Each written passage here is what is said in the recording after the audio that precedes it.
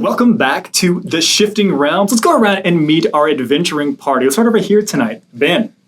Hello, Ben Fogel here, playing Jibanu Aljassor. Whatever doesn't kill you makes you stronger. Whatever does kill you makes you breakfast. Questions. Percy. Percy Ray. Kennedy Scott. What? Chelsea Gandy, playing Nim, and breakfast. Breakfast is the most important meal of the day. That's what they say. That's what they say. Joe. I'm Joe. I am Enoch. What is breakfast? Hey, everybody. Welcome back to the table, Joe. Yay! It's good to be back. Good to have you. Good to have you, my guy. We missed you. Kate. All right, Kate Hodges playing Irelis, and breakfast is really exciting to share with all of your friends. Breakfast on the mind, folks. Breakfast on the mind. Icarus. Noah Amsterdam, I'm playing Icarus Penumbra, and we're late for breakfast. Does that count joke. as a time joke? Yeah. Okay. Yep. Adam. Bingo. Adam Rudolph, I'm playing Silas, and breakfast meats aren't really my thing. I don't eat meat, I don't kill myself. Well, I got a question for you all. Who's ready to get shifted? This guy. Air horn. We'll insert the air horns. We'll be right back, everybody.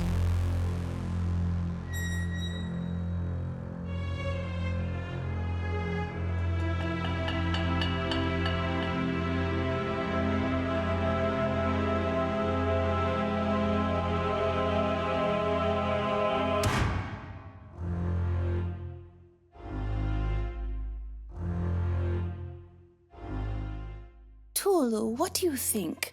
I'm looking for something. Something that I need for one of my potions. There's one. Everyone, I found it. The saffron field cap. People ask me, am I a good person or a bad person? I don't even know if I am a person. I have no memory from before I met these people. They're the only friends I have, and I will protect them. Stick close.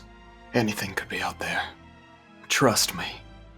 Dying isn't the worst thing that'll happen to you out here. What's out there? I've seen what it can do, and I won't let it happen again. I can't fix what she did. Oh, that sounds simply dreadful. You must have been terrified. Would you mind repeating that last part? Don't be afraid to really slow it down. Let's dig into the details.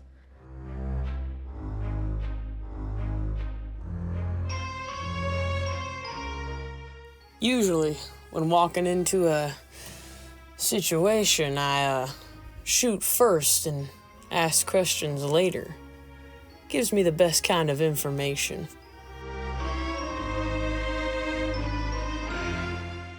The secrets of Archaeath and the Arcs. Why we've hardly scratched the surface. I intend to make the first dent. Where you see binaries, I see an alloy. Divine, arcane, wholly separate forms of the weave. I have combined them.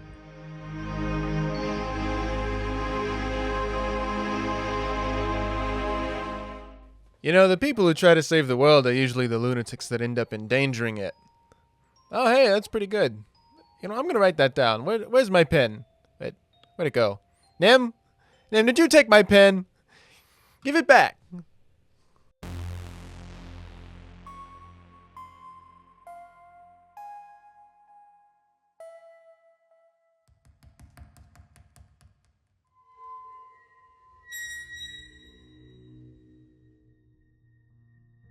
So, what happened last time on the Shifting Realms? If I remember correctly, this group found themselves sitting around a rectangular table as Irelis had directed them, pulled them together, with the golden boy sitting at the head. Special. Some light fare that evening. Eventually, people head off to maybe it's some decent long rest, maybe some lucid dreaming, maybe some tortured galloping of horses. It really depends. I believe there was some very intentional research on orb and orb principles that took place last session as well. All about that. Always be orbing. Never stop orbing. Never not be orbing. Yeah. Yeah. T-shirts next month. The next morning, a missive arrives for none other than Silas from Lord Desta Esters. In short, essentially saying, hey, you're in my city, glad you're having a good time. What are we going to do about all of this? I think it said, and I'm paraphrasing here, get your ass over here. Do you need anything? Angry script. Nice smiley. 100%. Yeah. Now, before you all were able to make a decision as to are we going to go run off and do errands with Silas, you realized that there were a couple of other things going up on the community board at Oddball's Threads. There were a couple of odd jobs that Oddball has been collecting and putting on for the community. I wonder where that name came from, really. You all learned that later that evening, there was to be some type of ritual, a ceremony to pay respect to those who had fallen. Kennedy, while everybody was having this conversation, seemed to be quite interested in the missing person flyers that had been brought in the night before, putting on their sleuth, replacing their cowboy hat for their sleuth hat, trying to figure out what connections, what's going on here. And the detective work didn't stop there, because then Kennedy went out into the street and mugged a woman. Allegedly. Allegedly. Your Honor, that is exactly what happened. I mugged a woman. Recognizing in my defense, I did that. Recognizing a cloak from someone from their past, Kennedy went to investigate, unfortunately finding out that it was not, in fact, the same woman who had helped smuggle you out of home. Almost at the same time, we have Icarus, recognizing a rare piece of magic that had somehow fallen into the hands of wee babes in the tavern. Small people. The smallest. Tiny. Canonically, there are smaller in the world, but yes. Puntable, you could say. Yes, there are. Stay tuned. Recognizing this piece of magic and hearing something that for some reason, this Elpis Ambrosine from your past could not be in town at the same time as their friend, mirroring the same thing that Kennedy had heard. The group, having come into a little bit of information, also now landowners, congratulations, you all ran a woman out of town, stole her key. You're welcome. Oh no. Hey, it happened, and we have to live with the consequences. You all finally gathered back, trying to decide, you're not in here yet, where are we going? Conscious clean. It's so true. It's not going to take long. It's not going to take long. You look remarkably corruptible. Do we head back to this very important missive, this very important message from Lord Desta Esters?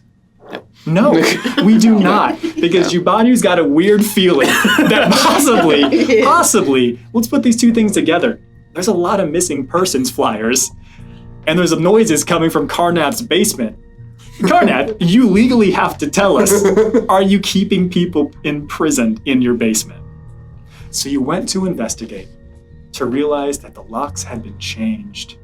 Karnath is very confused about what's going on, and Icarus only got mildly electrocuted after forgetting to check for magical locks. It was a tactical ploy. I wanted to make sure everyone was ready. Level 2 mistake. The door swings open. You all decide, how do we proceed? One person makes the decision for the group as Irelis runs forward. It's true. The rest of the folks follow. As you enter into this space, this is where we pan in to tonight's session, with Irelis leading the way. And I've already previously described the lining the walls. You see rows of cells. You had mentioned that you were checking to see if there are people in them, what's going on. They all appear to be empty. The rest of the folks come bustling in, and we ended last session with the heavy sound of footfalls, hurriedly making their way towards you, Irelis. Now, before we get too far ahead of ourselves, what's the marching order? Ireless, you're at least no. 10 or 15 feet ahead in this hallway. Who quickly came after you? I distinctly remember Jabanu following me. I being right hid behind behind you me. on purpose. Yeah. And I think I would have have. probably jumped up out of necessity for. Okay. Oh, God. Ireless, Silas quickly runs in. Jabanu, the perfect shield has gone in front of you. This only makes so much sense. What else? Who's next through the door? I suppose Icarus would be interested in what Ireless is doing, seeing as none of our questions have been answered so far, so she can't die just yet. So I'll go next. Same. I like that. Yeah. Yeah. You could always shut the door. I mean, So many people to bug. Yeah, I just want to So point little out, time. they said that you were dumb for touching the orb, but then they let their little friend run off down there, and I'm gonna start closing the door. Kennedy starts shutting the door. what? I mean, what? This is interesting. Yeah, should we? I mean, I don't know. You should totally do it. Where's Karnath? Karnath went as soon as Silas went in there, proudly walking forward. Let's get these squatted. It is his house. Yeah. Or inn, building. You choosing him, but the door is closed. Oh man, but look at his little walk, Kennedy. Look at Karnath stops. You all coming?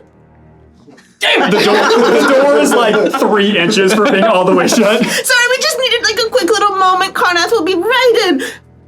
Squatters, Kennedy. Okay, I'll go first. Squatted, come on, we gotta go. You two This is the most important meal.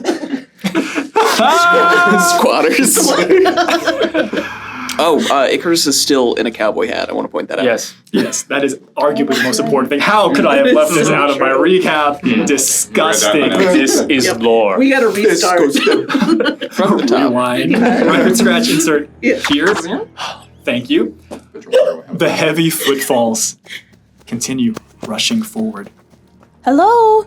Echoes. Hello, hello, hello. Further down, echoing into the side chambers where the cells are. The sound of footfalls get louder and louder as you see a large individual come barreling around a corner.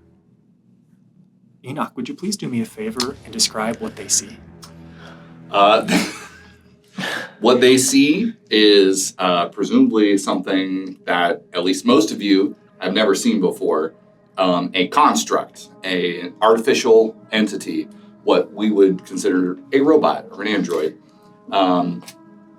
You see Enoch. He is about 7 feet tall, and as his footfalls hit the ground, you can hear the weight behind them, because while he's only a little bit taller than an average humanoid, he's obviously much heavier. And so as each time his metallic feet strike the cold floor of the cells, it's that metal on stone sound. He is a combination of metal, wood, fiber, and crystal. His eyes are 2 crystals glowing in the dimness of the chamber.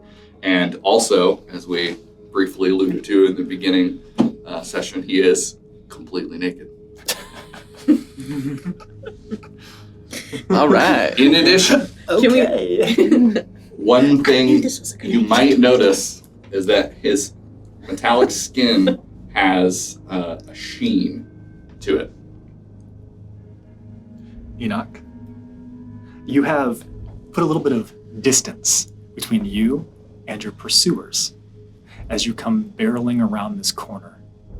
In front of you, you see a group of individuals, 7 in fact, being led by what appears to be a younger woman. And something that looks like it is stuck between wanting to be a dwarf and just a small, average-statured man. Wait. Who? Oh, Karnath. You don't know that, but yes. Yeah. I was like, wait. Metagaming. I was trying to be a dwarf in the party. All right, so while I'm barreling down the hallway, are they in my way? 100%. This hallway is probably only about, realistically, at its narrowest point, maybe about 15 feet wide, which seems to be wide, yes, by D&D mechanics, but they kind of come and fill in a little bit to this space. Enoch, something that you may not fully be understanding at this, you've been running from your pursuers for the better part of an hour? Around these halls, they're maze-like, labyrinthian in nature. And this is the first time that any door that you have opened or have seen appears to go somewhere else that isn't this place. And there is a group of 7 individuals with the dwarf and their party standing between you and possibly the exit. I will slow for just a moment, look over my shoulder for my pursuers, look back towards the person at the beginning, or the front of the group of people, and then I put my shoulder down and I start barreling towards her. And as I'm moving towards her, you hear, "Move." Wait a second! I don't recognize this one! There's a new one multiplying! Oh my god, what is that? And I need everyone to roll initiative. Silas, stop him! Yeah, let's go. The cool part about this is that my initiative's bad.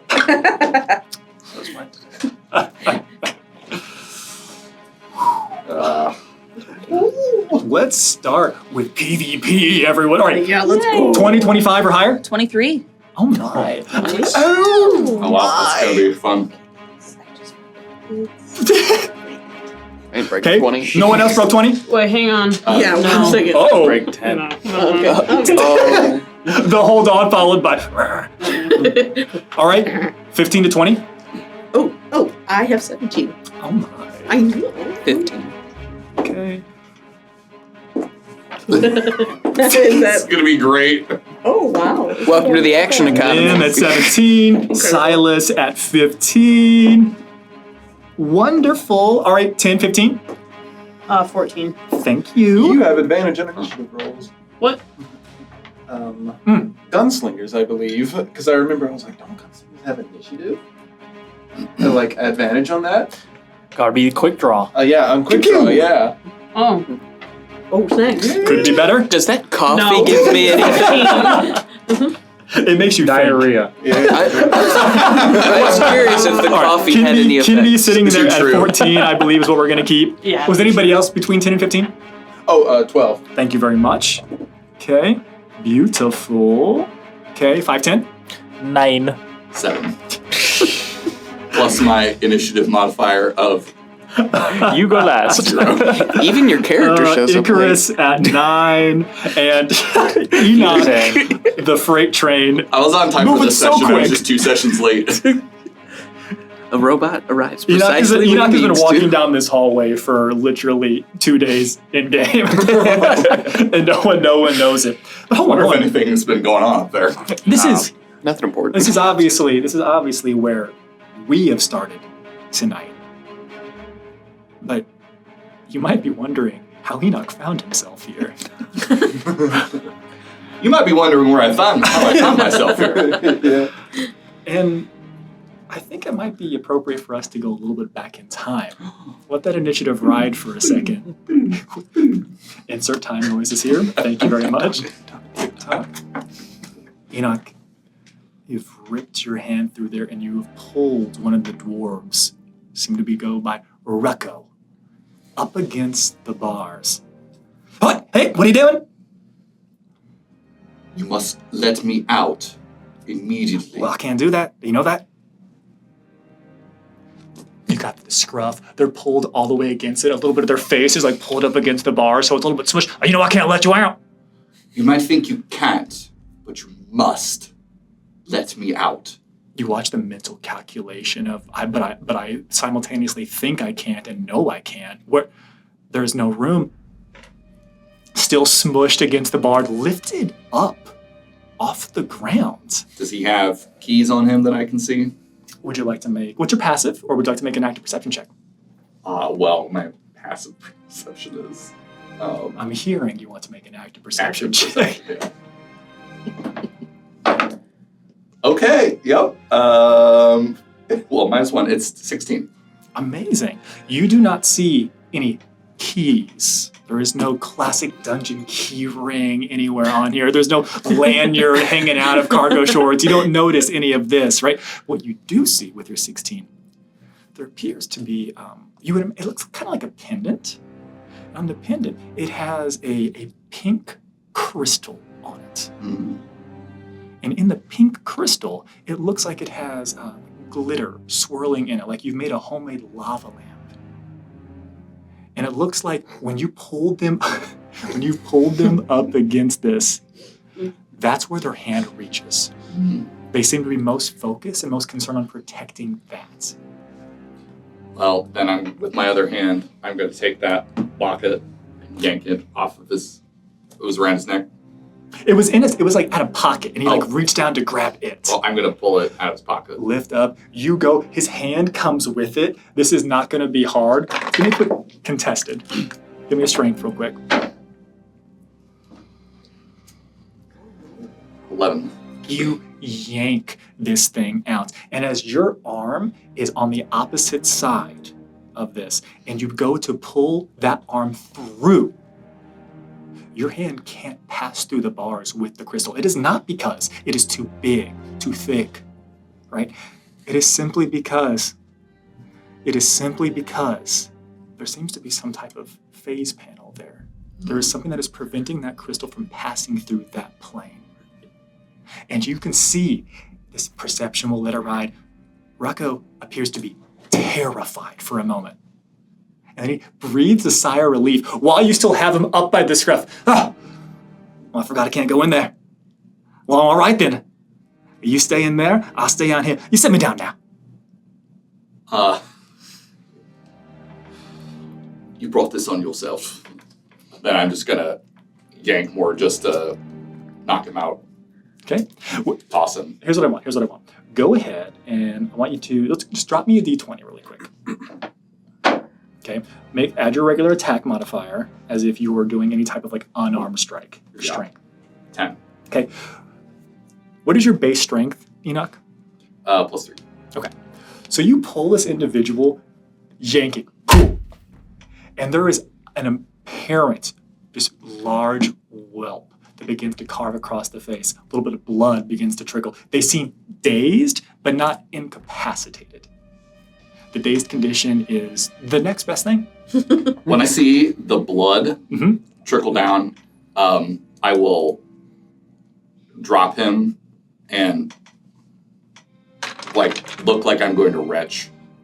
You drop him. But nothing comes out. I am empty. As you drop him, he crumples down to the ground. What are you doing with the crystal in your hand? Well, now I want to, given that I have hopefully a few moments before more guards come, try to analyze the crystal to see.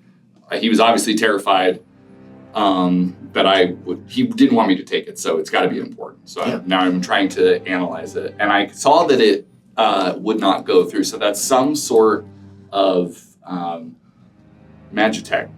So I'd like to try to discern its function using my lore technomancy. Yes, please. 21. With a 21, with a specific lore for something that is relevant to this topic, which automatically reduces the DC. This is what is known as a psi crystal. And it is not terribly different from the soul crystal, the soul gem that is inside you. The reason it cannot phase or pass through, there must be something in this space attuned. If this is a key for that cell, it is locked from being able to go into the cells to prevent any type of, I don't know, a prisoner pulling and yanking it out. hypothetically. It also seems, oftentimes, these are attuned to individuals. The psi crystals are attuned to users. Mm-hmm. So it might be coded to a specific individual. With your 21, you could probably attune to it. Mm.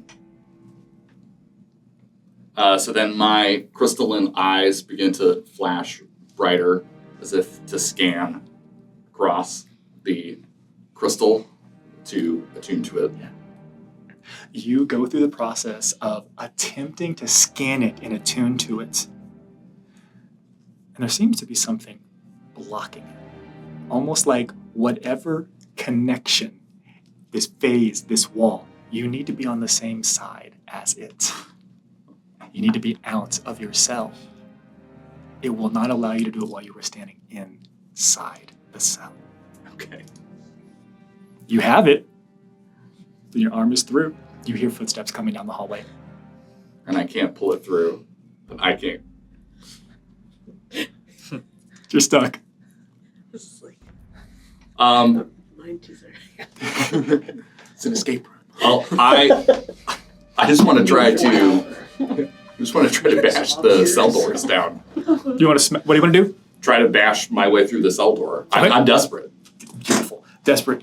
I'm not going to have you roll anything because it won't do anything. And I don't believe in unnecessary rolls, Enoch. You begin to hit at the bars. And even whenever the bars, the cell themselves begin to vibrate and shake like you're doing something, there's something else here that is preventing you from breaking out of here. So I'm obviously it's apparent that this isn't working. I'm looking frantically around my cell or in the immediate vicinity to try to find something, like maybe an unconscious person on the ground. There's a dazed person on the ground, and the footsteps get closer, and they come around the corner, and you see a dwarf, Stucco, that you have seen. And as soon as Stucco comes around the corner first, kind of like proud, like, yeah, I went to go get the boss. I'm leading the boss back. The guy's awake. I'm doing something. Stucco's eyes get real big and looks, and then you see a third individual that you have not seen. It is slightly leaner for a dwarf, and rather than having the more like full beard pulled way down with beads, clean shaven, has a beard but is well manicured. And you can see that they got side buzz, a little short crop on the top. Comes around the corner. You see that they're wearing a green cloak that appears to be cinched around the neck. That it could be an over the shoulder, it could be just a single shoulder. Comes around, sees you like a frantic, caged animal trying to break out of here. Stucco begins, cats. Stucco begins, no, I promise whenever we left, we didn't see nothing like this. We did everything that we could. And then the other dwarf continues, trust me, it's all right. I should have expected this, and I did not anticipate them waking up so soon. Or I would not have left you two with them. Calls down the hall without coming forward. There's probably about 25 feet away. You were going to exhaust any bit of energy that you have. I would prefer you drop what's in your hand, I pull up a chair, and we have a conversation like civilized folk. What say you? Civilized folk do not keep each other in cages. Sometimes stays 25 feet away, continues looking. Civilized folk sometimes do the bidding of uncivilized folk.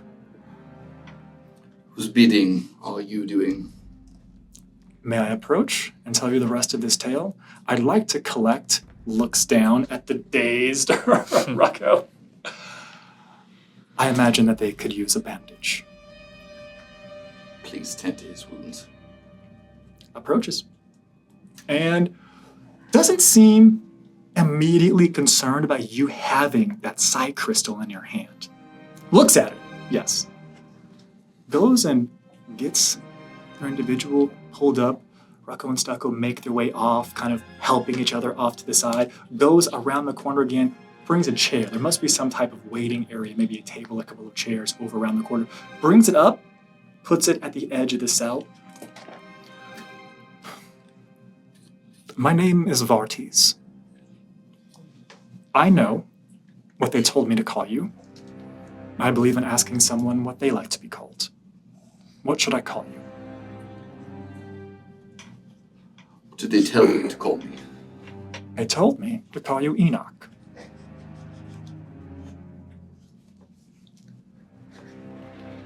I look confused for a moment. Enoch is my name. Then Enoch it shall be.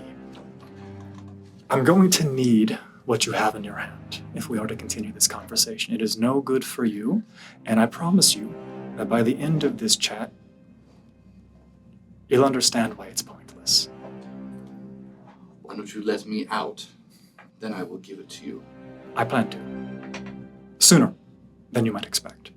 There are rules to how, where, when I can release you. Who makes these rules? And it kind of like sinks down into the chair a little bit. They told me that they had wiped whatever memory that you had. I apologize if I am making an assumptions to what you are aware of and what you are not aware of. The Keepers have paid my organization. I work for the families of Underhill. My God, man, what are you talking about? The Keepers, the Underhill. I have no idea what you're talking about. You must let me out. We're taking you to the Iron Reach Kingdoms.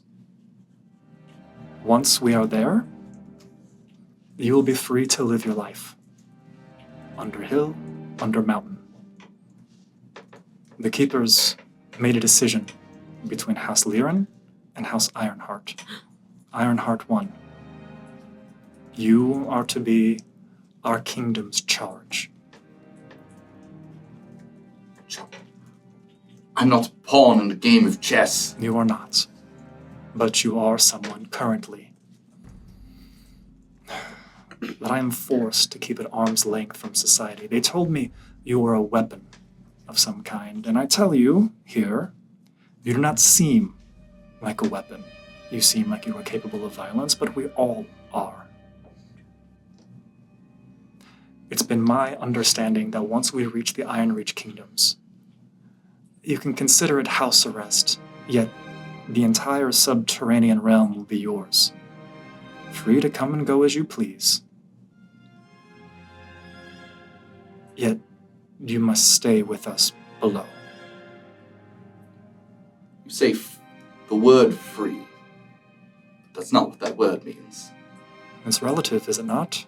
Is it not more free than what you find yourself currently? I don't even know where I am. It's for the best. You keep saying these things like you know who I am. I mean no offense. I simply mean that had I had a choice, I would not have taken this job. But I have no choice, and unfortunately I have much honor and respect for the High House. I will complete what has been asked of me. I will bring you to the kingdoms north. But until then, while I am not your friend, I will do my best to ensure that you are as comfortable as possible. That is the best I can offer, and I understand that is a hollow offering. You... And as the whole time he's giving this speech, there's a look of more panic. He's looking around every corner of the room. You will let me out. And then I look at the crystal in my one hand, and I transfer it to my right hand. I'm going to try to absorb it into my body. Okay. So... into the apparatus on my forearm. Are you sure you want to do that? Yes, I am. I'm not sure about anything, but yes. Beautiful. Here's how Here's how we're gonna do this. Such conviction. Here's how we're gonna do this. I need you to roll a D100. Okay. If you roll a 10 or lower, I will tell you the positive outcome. You got 10 or lower? Yeah. Yes. Oh, okay. I never know which one's the D10. Roll a D4 instead. If you're confused, you might have won. Yeah. It's been so nice to have Joe at the table for these couple Hey, minutes. I love you guys. Well, I'll see you next session. Next season. Okay, D100. Here we go. Yes, please. What a 15. Oh! Okay. That was really close, guys. It hurts more when it's close. I know. Oh, wait, I'm sorry. That's a 51? 0.15, I think. I forgot that they added another. Yeah. Because I'm a robot, it's meds. Yeah. You have -5 modifier, And right? we're rounding down, right? Of everything. All right, lay it on me, Roger. You take Nothing 5 risk, nothing points gain. of psychic damage. Okay, ass. You should. Whatever it was. You should stop doing that. Am I allowed to mitigate 2 points of that damage? You are not allowed to mitigate that because that is magical psychic damage, not non-magical damage. Don't worry about what I was just talking about, guys. It's not important. I no longer worry. Not even that. Take 5 points of psychic damage, and the individual named Vartes continues to speak. At most, you have a temporary boost in whatever your capabilities are. At worst, you fracture your soul further. Keep trying if you wish. Yeah. I don't even know what that means, guys. Further. So It's important. No one wrote it down. I don't know if I... Did I still hold on to it or did I drop it? Oh, well, you do have held on to it. Okay. Well, I kind of drop down to a knee on the ground. Vartes reaches a hand out and connects with your hand. Please.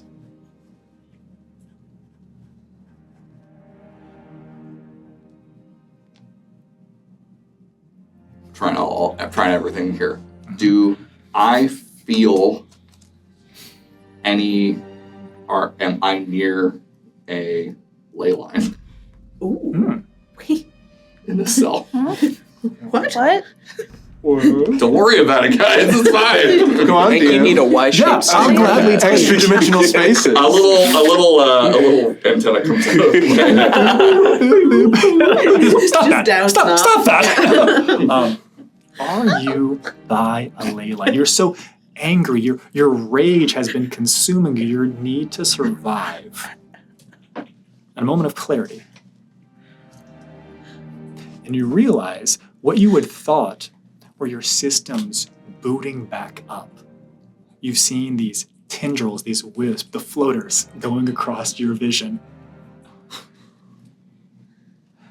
Yes, you are near a ley line.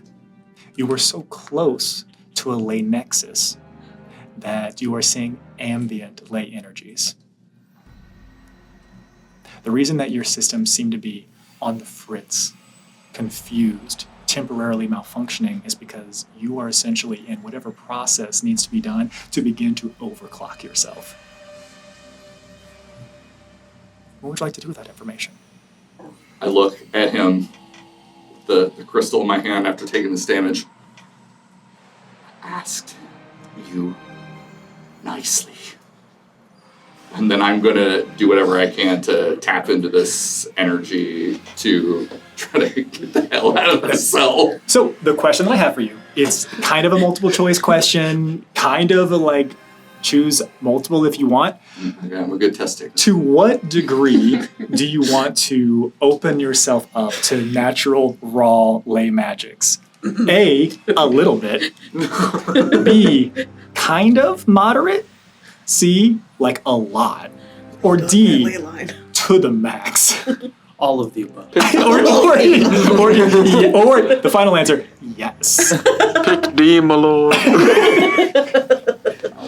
To the max. There's a knob that comes up on your chest. The number 11 pops up, and you crank it to it. I'm gonna take 10 and then just kick ass. I transfer the hands again, and then I'm just gonna take my gauntleted fist and punch it into the ground, and then things start to pop open around the gauntlet, like vents, trying to absorb energy from the ground. You punch down at the ground, and there was a reverberation, and there was a thump, thump that begins to course out from this space, and it reverberates. And as you are venting out of the gauntlet itself, you can feel that there is some type of suction, some vacuum effect. It is attempting to, thank you, immersive at this table, y'all. It just sounded like that. ASMR. There's a prisoner at the next cell. Sorry, I'm eating my ramen. And you begin to vacuum up this space, and then you watch for the first time, this cool, calm, collected Vartes takes a step back, getting up from their chair. And they reach down for their own key, psi crystal. And they step back, and they think for a moment. They almost bring it up to the door to your cell, and they stop. And they take a couple of steps back. They're not attempting to stop you. It begins to pulsate. The little pebbles and debris of rock begin to lift up off the ground as there is a thump, thump. Tremors begin to spread out from the space. Anything that was not explicitly bolted to the wall begins to fall off as this place is shaking. You think for a moment, isn't my vision that is faltering? No, Enoch. It is the very space quivering and shaking. You said to the max. I did. And there's a stop.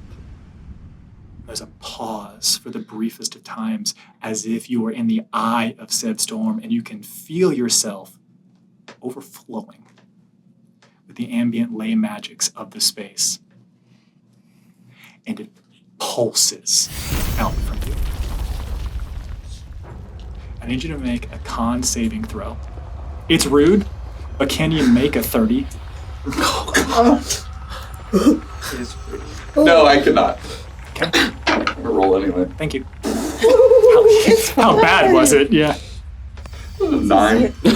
Oh. Or was it? He flipped it again to 90. You got it. I keep doing that. And you see Decimals are weird. Vartes was just about to crest around the corner, turns back to see what is going on, and there is, only you can see this, Enoch. These beams shooting out. All the magical flames that are ignited in this place go out. For the briefs of seconds, you see the darkness fall before you are cooked. And you find yourself incapacitated. Oh, no. A fun time, not a long time, Enoch. Well, guys, what you playing with you? Like a candle in the wind. 4 hours, 6 hours. Hey, maybe somewhere between 8 to 10 hours to line this up with an appropriately paced, canonically established timeline for this party. What kind of room did you have? The cold prison of your mind? Come to. A real one. See, there is no more thrumming. There is no more thump, thump. And you can see around the corner, it appears that the individual that had gone by Vartes is unconscious. You see all of the doors are open. Whatever energy, whatever energy here Nailed it. have been locked, keeping these doors shut, keeping you from breaking through, appears to be broken, dispelled. What would you like to do? Oh, I'm running. I stumble to my feet shakily like a baby deer, and then just start stumbling off, and I head in the direction towards him. reasoning that maybe that's towards the exit. Yeah, the direction that he had been heading off to, you find yourself heading down a hallway, Enoch. And you make it down to the end of the hallway, you turn to the left. But when I pass, yeah, does he have a weapon? On him, he actually doesn't have a weapon. You would have seen earlier that it looked like there were small short pikes that the other dwarves had, and then heavy crossbows that the other dwarves had. As soon as I see that he doesn't have a weapon, and I have the thought that I would like to have a weapon, yeah, on my left hip, a compartment opens, and inside of it, there's a pistol that I take out, and I've never seen this before. But How did you know it was there? But I hold it in my hand and I start running again. Start making your way down. You see that while some of the cell doors had opened up, or at least were unlocked to you, you see that there are still doors that are shut. You find yourself at the end of a hallway, and there's only a door. What would you like to do? I don't even stop running. You're going to juggernaut it? I just run straight through the door. Okay. I will allow this with no roll if you tell me what you say while you do it. There are two options. I'm Enoch. And you just bust through this. And you bust through this door, and you find yourself coming right around the corner, right next to where your cell had previously been. And you see Vartiz on the ground in front of you. Hesitating only for a moment of bewilderment, I keep running, but I take the other path that a path that I haven't taken. You take a different path. This time there is no door at the end, but at a certain point it just crests around another corner, and you find yourself eventually back at the cell that you started. There is no way that you made a circle. No. I turn back around and try running the opposite direction. You find yourself at a door. This one, I do pause for a moment, and I open the door. You see a hallway on the other side. It looks very similar to the hallway that you're currently in. In fact, so similar that as you look down at the other side of the hallway, you see Enoch opening a door. Is this hell? Welcome to hell. Yeah, seriously. Is it goblin hell or regular hell? It's goblin hell. This is goblin hell. Would you like to shut the door or go through it? I'm gonna shut it. Okay. And open it again. You no longer see yourself. The fridge technique. And then I start running. Okay. You make it a little bit further this time. You come to a crossroad. Seems to break out into some type of like cross. You go left, you got right, you got forward. Hey, doesn't matter which way you go. Because eventually, you make your way back to right next to the cell where you started. And you hear Vartiz begin to groan and moan. It seems like they are waking up. Okay. Are there any small objects in on the floor, like even like several sconces, little breachers on the side of the walls had fallen off with your ambient ley energy blast. You could grab a sconce if you would like. There's some debris, some rubble, some rock, a chair. Anything? Okay. Anything metallic? The sconce. Okay. I'm gonna take one of the sconces and I'm going to smash it on the ground. Oh God, I thought you were about to. Oh no. Oh no. Finish him. No. He stirs. I'm trying to get small pieces. That is simple enough, my guy. Yeah. You smash this onto the ground. Small pieces. So 4 of the pieces I put. Now I'm running. I'm sort of trying to move while I do this. But this should be like a simple device for me to make. Okay. I'm going to use my magical tinkering, and each of these 4, I want them to make a small ping, ping sound. And I'm going to, as I move, place them as beacons on the walls, or just I'm dropping them on the ground to figure out where I've already been. That is brilliant. I can only 4, so I'm sort of like using them sparingly, but I'm going to try to Hansel and Gretel this. That's very smart. It's very, very brilliant. And you do that, and you set the beacons, and they ping, ping, ping. You find yourself getting further away from them. You find yourself getting closer back to them as you make your way back to where you have placed them. But you at least know something. It's the same place, the same items, not some facsimile. Well, 2 options, I guess. It perfectly recreated what you just did, or it's the same place. Do I remember any of my period of captivity where I may have experienced a simulated environment? You do not, because you explicitly asked for them to wipe everything. Again, viewers, don't worry about that. What I just said. Past. Okay. It never comes back. So I'm irrelevant. Motto of this campaign.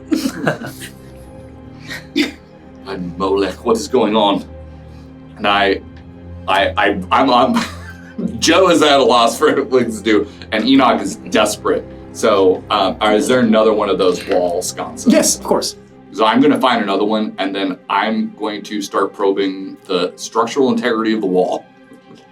Yes, always the next move. You rip the sconce off, and almost at the exact same time that you're pulling this one off the wall, you hear, "Let's get them squatters!" And there appears to be new voices that have entered the mix. Well, I'm going to run in that direction because that's a new thing. You come barreling around the corner, sconce in one hand, about to, I assume, you're going to leave it like that, or you're going to put it into tiny little pieces? No, once I hear them, I'm going to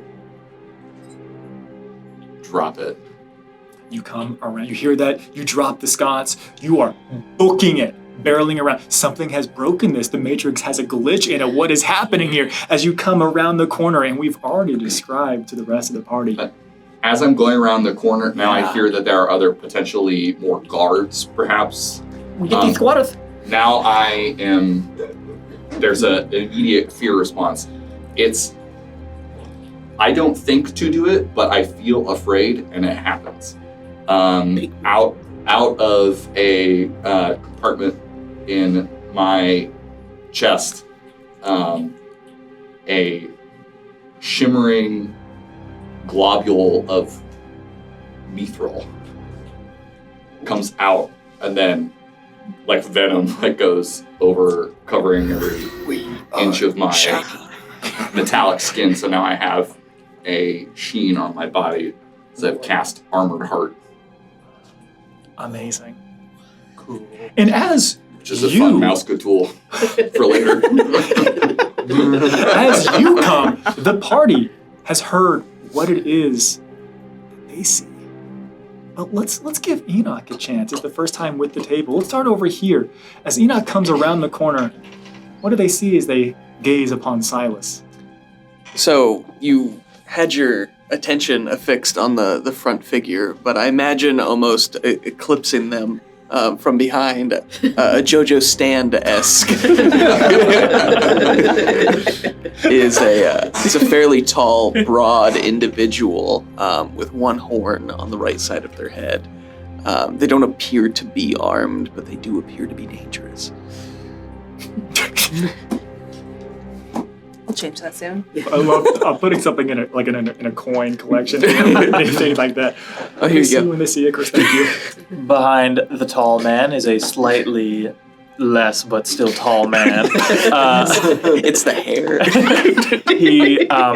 What would strike you the most is the just sheer brilliance of color, whether it's the golden hair, the slight sheen to the skin, or the almost pearlescent mask on his face, and the seemingly flowing cloak in a place with not very much airflow. And a cowboy hat. And a cowboy hat. You got a wind machine on. So actually, I'm the same height as Silas. He appears to be staring at you with amazement. What do we see? Not the same height. Clocking at a nice 5'4". So you're looking down. You will see mostly a bunch of wavy red hair and a pair of black horns on top of my head. I have very simple clothes on, and maybe it also looks a little bit like my hair is whipping around in the wind, but I've also been running, so... Maybe it's the same fan. Yeah. We don't know. You look scared of this 7-foot-tall monstrosity barreling towards you. You know what? The city has lots of things I've never seen before, so... What else is new? Yeah. What else you got here? Is this normal? What about Nim? I guess, like, kind of peeking around the very back. Very excited. Like, dark hair and tight braids. Kind of just like a little, like, loose, full lips. Little, like you see full lips around the corner. That's it. Brown eyes. I'm actually going to make a new character now. Just lips, that's all. The Dairy Queen. Yeah, like a little... Too deep of a reference. And a little bow tie, little red tie. Mm-hmm. Yeah. Kennedy. I can't follow that up. I don't have full lips. And Kennedy's always been self-conscious about it. Damn, Nim, damn. Standing behind Big eyes. Big eyes, that's what I got instead. Standing behind Nim, I am tall. For no apparent reason. It's definitely not my boots. Wearing strutting. what you would describe as like a drifter's outfit with a fishing rod, very prevalent fishing rod on my back. My cowboy hat kind of tipped, longish blonde hair, and I'm looking at you with not fear but confusion. Ooh. Jabanu. Jabanu is crouching behind Silas right now, peeking around at, because coming in at like 5'6", he's peeking around at like chest level. Probably all you see of Jabanu is like ears, hair, and like some of his keffiyeh, and like that's it. Just a short little olive tone elf, just like. And as Enoch comes barreling around the corner, heading directly there, shoulder down, about to barrel through, Kennedy, in your head, you hear the following. Young master, there appears to be a soul forged here. Should I attempt to connect? Bluetooth? Parry, passcode 0000. Pair failed. I'm gonna say yes, but not out loud. And no one hears that. It's in my mind, guys. What the fuck? in the split seconds before Enoch is able to actually make it there, you would hear in your head, interesting, young master, I am unable to pair with this one.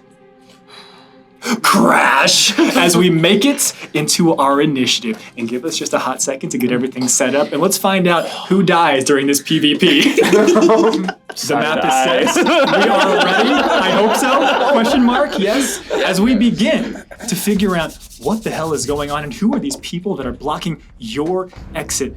Enoch, you're not up first, but as you come around the corner and you see these people, you're about to barrel your way through, you're watching as the door is shutting, and you are seeing it slowly shuts 2 inches, 1 inch, and it shuts behind the last individual, one that we know as Nim, behind you. For the first time and the last time, your glimpse of freedom appears to be barred by some type of door.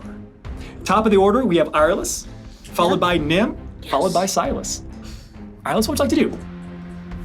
Just trying to gauge distance. So I'm gonna continue running forward. We'll say the momentum is carrying me. Okay, full 30. We'll split the difference between Silas and Enoch. I look distressed. Let's find out here. It's just momentum. That's about 20 feet to Perfect. get you to that. Okay. Would you say that people are within 30 feet of me? I will tell you exactly who's within 30 feet of That's you. lovely. 5, 10, 15, 20, 25, 30. Jabanu and Silas are within 30 feet of you. And Enoch? Oh, and Enoch, yeah. 5, 10, 15, 20, 25, 30. Just at the cusp, though. Just at the cusp. Hold on now, let's figure out who's a friend and who's a foe, and I will hex Peace Bond. Okay. What does that do? Which locks everyone's weapons. But you can make a wisdom check. A strength check, sorry. A strength check. What does it look like whenever you use your hex, this peace bond? So I think, my hair is kind of swirling around already, and I just hold out both hands and say, wait! What does it feel like for these individuals? Because I imagine this is a different type of magic. It's a bond, yes. It's a lock, yes. But it's not like you're stealing it from them. Is this some type of kind evocation, or what does it feel like on these people? Well, it's with kindness. But I don't think it feels kind to people who are trying to draw a weapon. It would feel kind of like there is an unseen vine catching at whatever they're trying to pull out. Beautiful. Amazing. On their turn, they can attempt the strength to break through that. That's correct. Amazing. You've moved forward. You've used your hex to peace bind everyone. Anything else you want to do? Tulu, come up here with me. Tulu, being their own bird, chooses to do that. Wonderful. Thank you. That's all. All right, next up, at 20, Karnath is going to be operating, and Karnath's going to stay exactly where he is and be like, he just calls down, "Hey, I got a question for you. Where are those dwarves at? They been doing weird stuff down here? You been doing weird stuff down here?" I look like I'm just running. And nude. This guy's nude! He looks at Jabanu. What did I You say? thought you were doing perfect stuff. I can always tell. It's the smell. Nim, you're up, followed by Silas. Wonderful. I guess it's been a long time since I've seen anything like this.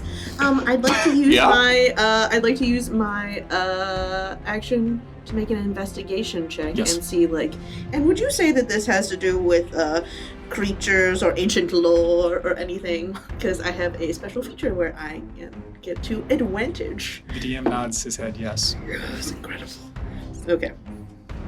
You call me ancient. I'm just a baby. I'm just a baby. Okay, so that is one moment. Investigation. Oh, heck yeah. That's a 22. With a 22, let me go ahead and scroll down to the very specific notes I wrote, assuming you were going to attempt to make this Oh, roll. yeah. You're investigating as I'm Terminator 1000 running. You are Terminator. You are Juggernaut running, but On the also word last in dude, initiative. For Nim some lasers reason, in. it's much slower than Very it should long be. hallway. The hallway keeps getting longer. Just It's fire. Slow them down. A couple of things come to mind Yes. as you put together this space. It's less about what you're seeing around you and more so about the freight train that is coming down the tracks at you. Yes. Woo! Constructs. There is an entire clockwork district in the city of Arcade that is oftentimes going to be truly robots. They are things that are programmed to do a certain thing. This, with that high of a roll, this is more than likely a gear forged. Something that has some type of higher level of intelligence. Something that was either processed for some limited sentience or able to at least handle a moderate task. Right. Yeah. Slightly a below average. No, I'm just joking. But Intelligence. 22, right? Yeah. A couple of other things come to mind because you spent some time looking at the deep archives at the University of Arcaeth. There are records of individuals that had attempted to bind themselves to the chassis of Gearforged. Since the fall of the grand city of Archaeith, there have been individuals that were attempting to recreate what they called the soul forging process. That process has been lost to time. But there have been individuals since then who have attempted the same process, and on record to date, no noted successes. Okay. To create and or make or bind yourself as a soul forge is to truly move one's soul into another vessel. It is arguably similar lines as a process for immortality in Lichdom. Okay.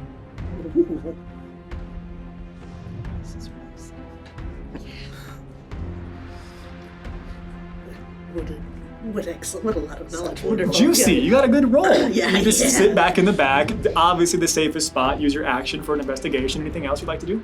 No, just be safe, Kennedy. Make good choices. Make good choices. Have fun.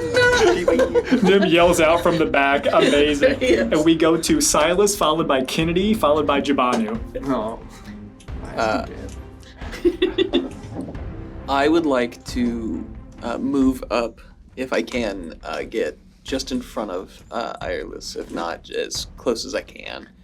5, 10, 15. No, wait, where you going? 25, 30. We'll get you right there. It's exactly where I want to be. With my bonus action, I would like to stare at this construct barreling down and, in a similar vein, analyze it with my predator senses. Oh. So I would like to know. It's written here. Any damage resistances or immunities or things like that? Or vulnerabilities. However, if you are hidden from any sort of divination magic, that would stop this. I'm getting no. Divine me, baby. You use your bonus action, your predatory senses. Do you want to say it or do you want me to say it? I'm not gonna.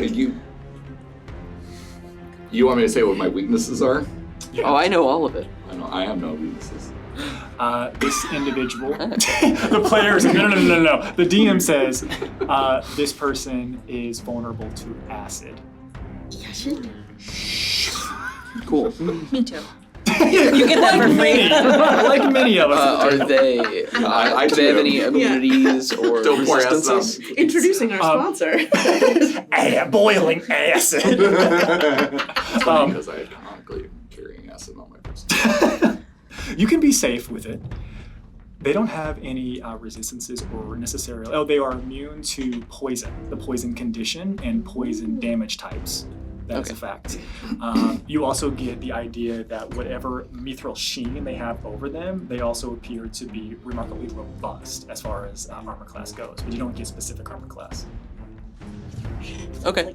I would like to hold my action if I can.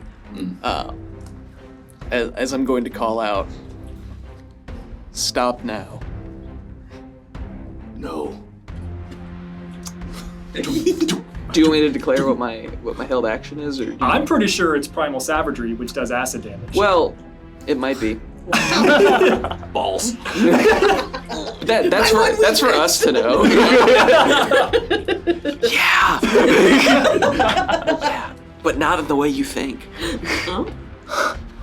Okay, so you've held your action. Yeah. Sounds beautiful. Okay, amazing. Kennedy, you are up, followed by Jabanu, then folled by Icarus. And that's, of course, if this creature gets with it. Of course. I want to nestle into the corner.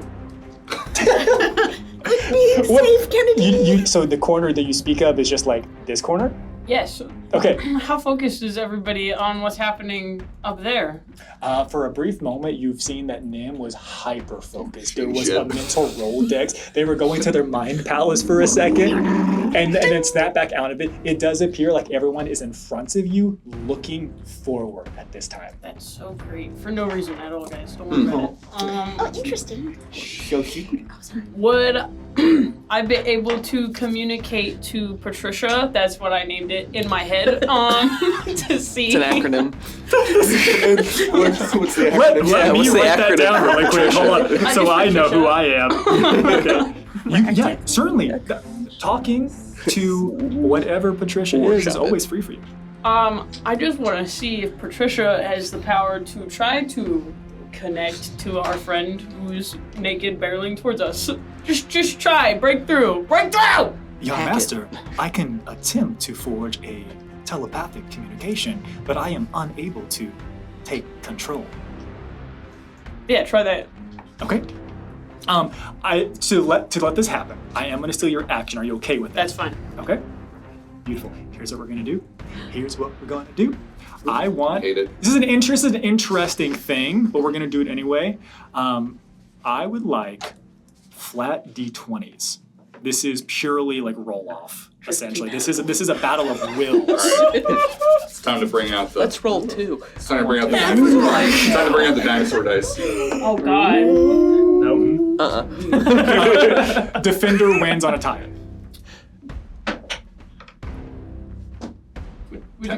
Oh, well, I got a 1, so. It's okay. A psychic connection is. Wait, you meant 100, right? Yeah. Decimal point. Patricia reaches out, attempts to forge the connection, and you feel yourself being shunted away for the briefest of moments. Enoch, you can feel that there is another intelligence that is attempting to essentially ride on and forge a telepathic communication with you. Oh no. Deny. No friend? Get out of my head. You can hear it as the Fire Lord Ozai and Aang battle goes on, and Enoch has control for a second, and you hear Enoch's voice in your head. Get out of my head. Remember when we said I had big eyes earlier? They just go. Do I see? Can I block who was doing this? What's your passive perception? Oh, what's that? No. They all look to be in different states of shock and surprise, so to have a person be like, isn't unheard of when you're barreling towards them. Yeah. Fully naked robot. All right, bonus action? Oh, actually, you definitely don't notice anything because Kennedy's got a poker face, even in this moment. It's jarring that it's so poker. I respect it. Thank you. Would I be able to open my fishing lure box and pull out a red fishing lure? Are you gonna fish me? Yeah. Put it on my fishing Yeah, rod. you can interact with I don't your wanna be ammunition, fished. and you put a red lure on your fishing rod. Sweet. Beautiful. Okay, worry amazing. All right, Jabanu, followed by Icarus, followed by Naked Robot Man. Jabanu. I love that show. Gosh. Like, what is has in his 400 years of traveling the world, has he seen a gear forged? You in 400 years of existence, you Yes. have seen both constructs, general clockwork soldiers and infantry, and you have seen Gearforge. Gearforges are oftentimes going to be individuals that are like working some type of monotonous, repetitive job. They'll know how to work a shop. relate. They'll know how to like do certain types of manufacturing of various things. Limited sentience. Very rarely would they be able to deviate from that. I'm gonna be like, Silas, come back! I'm gonna run back to behind Silas, and while I'm running, I'm gonna try and draw my dervish. As I pull it, it's gonna like snap back into the hilt. Like, what the? Traitor! You can try. Treachery! It's just with a the 14. strength. Oh, but I have -1 to strength. That's okay. Nope. I rolled a 3. -1 is 2. You rush forward 30 is it feet, specifically just two 5 weapons? feet back behind, spells? in line with Irelis, behind Silas. You attempt to pull it out, you can't. What else you got? Convenient. I'm gonna kind of like brush back one of my sleeves and do like a little like click thing, and a wrist crossbow is gonna click into place. Yeah. Would the spell prevent that? Weapons and ammunition of creatures are locked in livers or holsters until the end of my next turn. You get the crossbow on. Within 30 feet, so not Alright. for Kennedy. So I'm gonna Kennedy's be got it. I just put a fishing You know lure what, on though? there. I know. Chill. You know what's the funny thing is ask that the fish if that's is that Jabanu doesn't know that. So he is going to ready an action and point it at the robot in case it gets near you. It's malfunctioning. Move! Yeah. It's broken. That's That is something that you have heard recently, Yeah. What's wrong with this one? Is it malfunctioning? Is it broken? When he says that, I look right at you. I've got like my arm out to Irelise, and then I like put the other arm out. My baby's. Yeah. I'm probably just gonna Mama's crumble to the floor.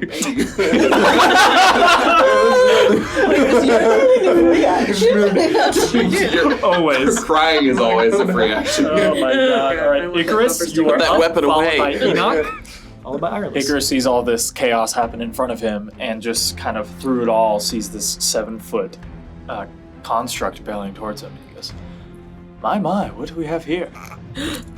And he is going to take a moment to think, and just moment pauses, very like Quicksilver in the X-Men movies, of just kind of sauntering over to Enoch mid charge, as far as I can get with 30 feet, I suppose. So yeah, this is where it doesn't give you more movement. Yeah, so just moving while nobody else is. Correct. If you would like, though, you have the option. I mean, you can use your action during that time to dash if you want to move 60. Would 60 get me to him? Ooh, let's find out. 5, 10, 15, 20, 25, 30. It would be literally right up to Enoch if you wish that. That works. That changes what I was gonna do, but I like it. Okay. The time stops, and you are in front of Enoch barreling down.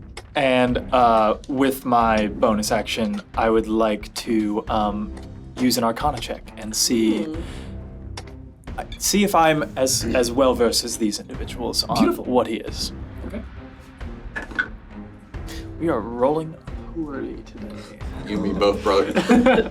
That'll be a 10. A 10.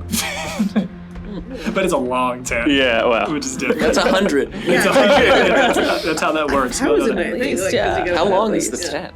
Your knowledge is similar to kind of what we just gave to Jabanu with the idea of like, yes, there are constructs. You have visited the Clockwork District. You've spent time there. You have bought things in the stores there. You are familiar with what gear forges are. They are rare in this setting as a whole, although there are gear forges that are workers employed at the academy.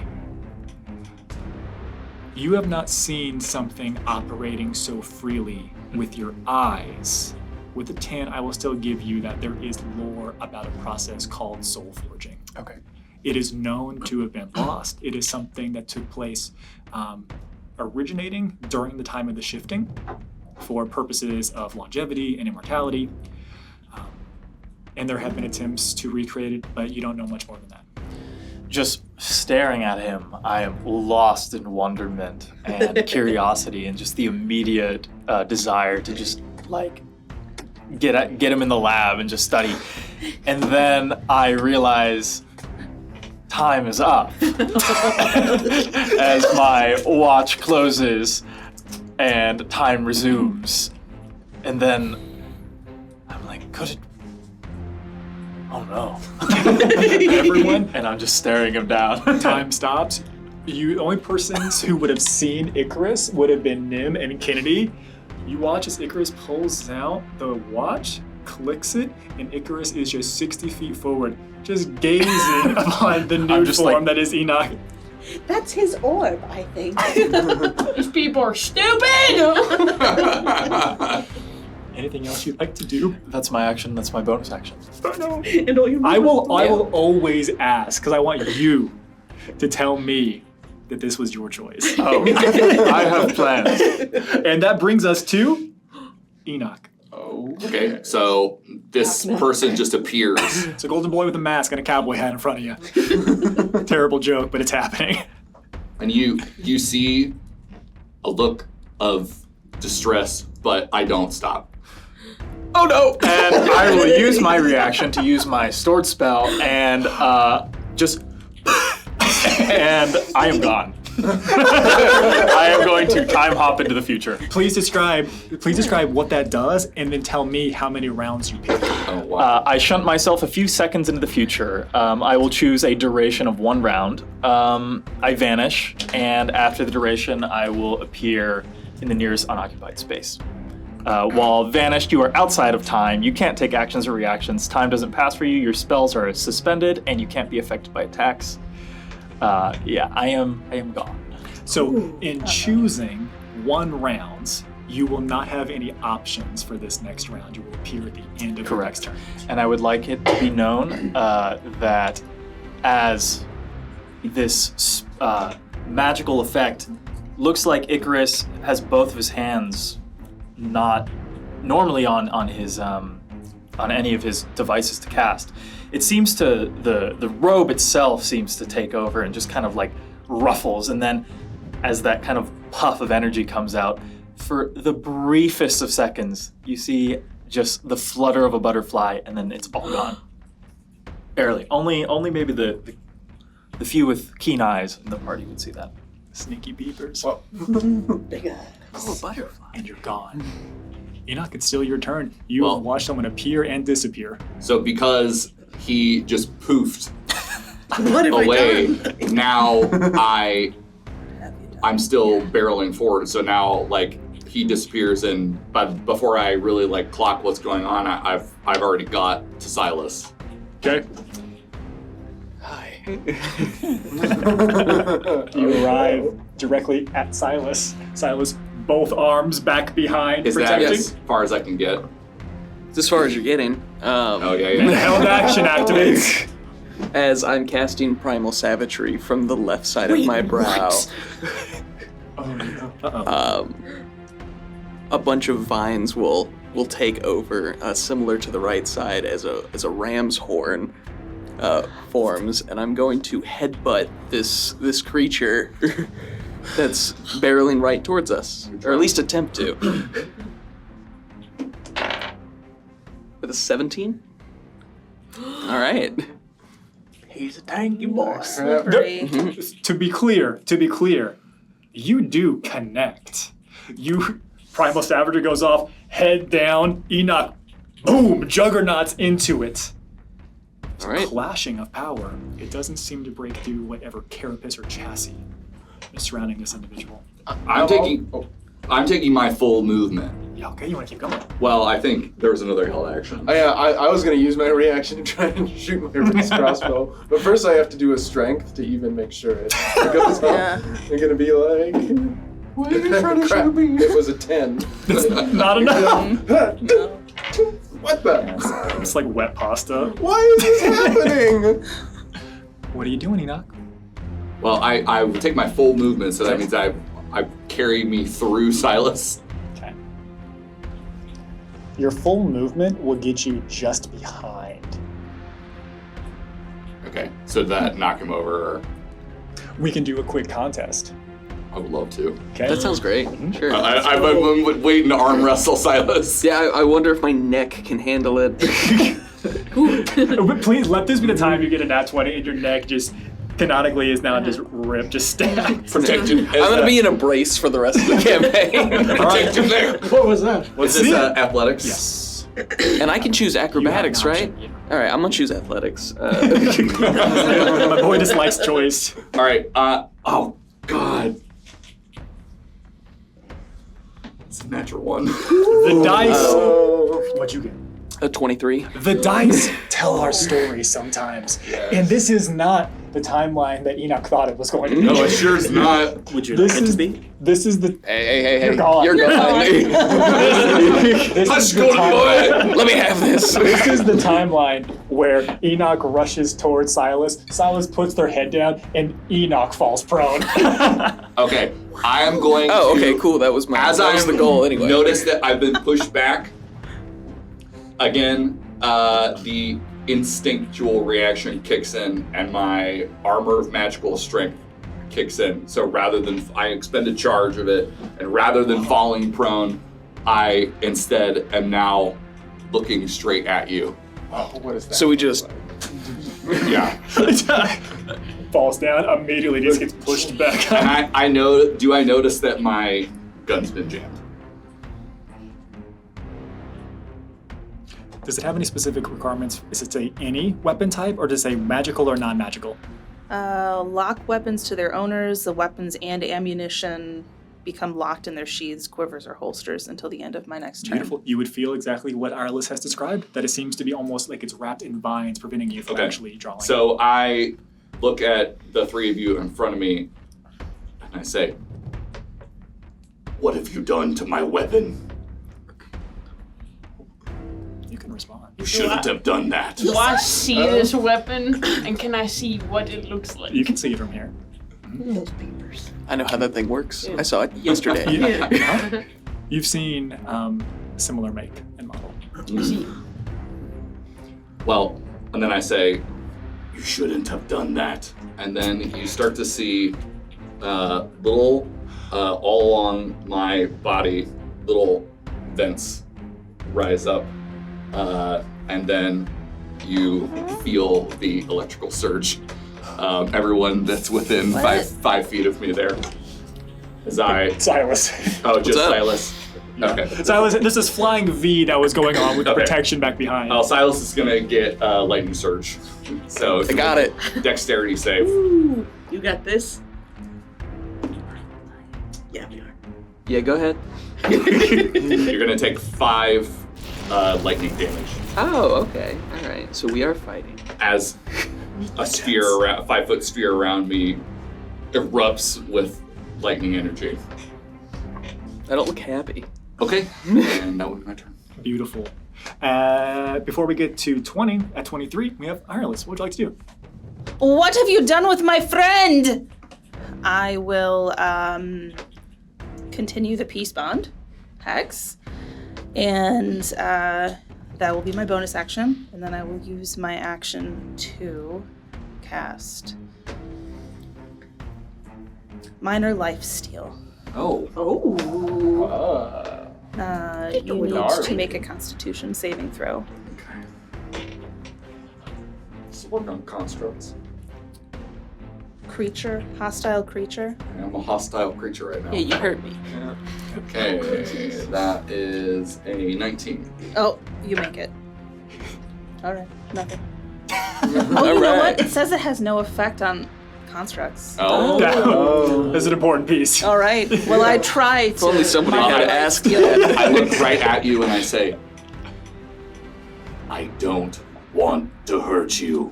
Could have fooled me. Move out of my way." Where is Icarus? I don't know who that is. I like to imagine that whenever you time hop, you were essentially Frodo putting on the ring in the Wraith world. So you can see all that is happening here. Oh no. I made a horrible mistake. Yes. All right. What have you done with Icarus? Anything else you want to do? No. All right. That's it. That's bonus action and action. Amazing. Come at me, bros. At 20, you would hear Karnath, who runs up right next to you, Arliss, and calls out, pointing to you, Enoch. "That's not cool! You shouldn't have done that! There's no fighting in this house!" And Karnath seems to lock on to you. And you alone. And at the same exact time, and I might need some help. Now I've got a third to protect. I might need some help on the All back the end. You would see at the very far side. Oh, snap. If you could put coming out of that door. Back door? Yeah, back Any of those door. guys have a great axe? No, they do not have a great axe. Coming out of those doors, you would see 2 dwarves that you have known to be Rucko and Stucco. All these sons of bitches. And you watch as one of them, looks like they reach up and they grab it together and they're holding on to one of those pink side crystals. And the doors that are in the back area, closer to where Nim and Kennedy are, open up. Only instead of them being cells, whenever the actual cell doors open, they look like they go on to additional storerooms. There are other things back behind here. And coming out of this space, this is going to sound a little bit silly, but this is exactly what you see. You see that there are construct armadillos. Oh, okay. I love them. Yeah. Thank you. Okay. And It's all pets. They seem Yes, please. they seem to be closer to you two, Nim and Kennedy, in the back, as they roll out in their metallic shells and then pop out.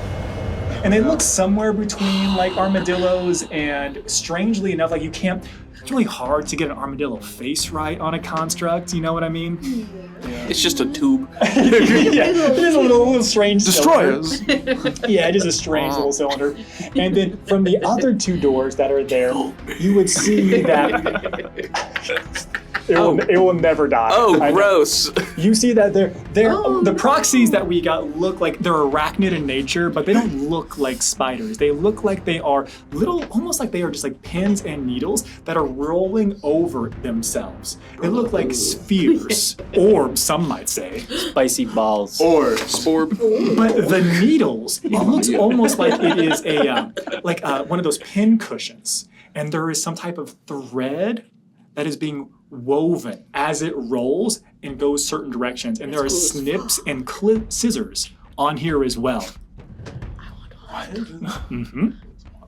And they are going to enter the fray, and they're going to do as they're instructed. From the back, you would hear, maybe, you all don't know whether it's Rucko or Stoko, call out, "What? We gotta stop them! Stop them before they get to the door!" And they are going to begin their assault. The armored armadillos are going to, 1, come towards you, Nim. The armadillos. 1, the armadillos. 2, come towards you. The one That's that what is you guys get. The one that is March of closest the over here Machines. is going to come up on Tulu. His own bird. Who is his own bird and means that he can be attacked independently. We'll put that on the gravestone. And the next one is going to come up behind Jibanu, who is, as far as I'm concerned, kneeling on the ground pissing. So, Fiddling with a crossbow. No, that was a joke. No. We never joke about this in this house. All right, amazing. So, first things first. The armored armadillo. The armadillo is going to come in, and they are going to excuse me. Oh my gosh, they are. They're going to pull out, and from their little shells or little carapace, the same types of scissors pop out. And they look like it's one set of scissors, and then they multiply into other scissors coming up at you. And they're going to make scissor pincer attacks, first at Kennedy, then at Nim. That's horrifying. I love how Roger is always like Cinderella. Like, you guys surprised at like the horrible things you're throwing. Oh my goodness. Oh my gosh, who did that? Kennedy's a 17 hit. Yeah. Kennedy, you are going to take 6 points of slashing damage, and I need you to make a DC 11 Constitution Oh, I'm not saving making throw. that. Oh, you're gonna come back. DC 11. Yeah, that's a 1. Just one more of those and you had it. I think What were you holding in your hand? Nothing. You didn't- I put it up. You put it it, was- so on your back? Yeah, it was on my back, so I'm not holding anything. It looks like this thing is attempting to intentionally snip at your hands to get you to drop whatever it is you are holding with your 21 passive perception. Second attack coming into you, Nim. That's a crit.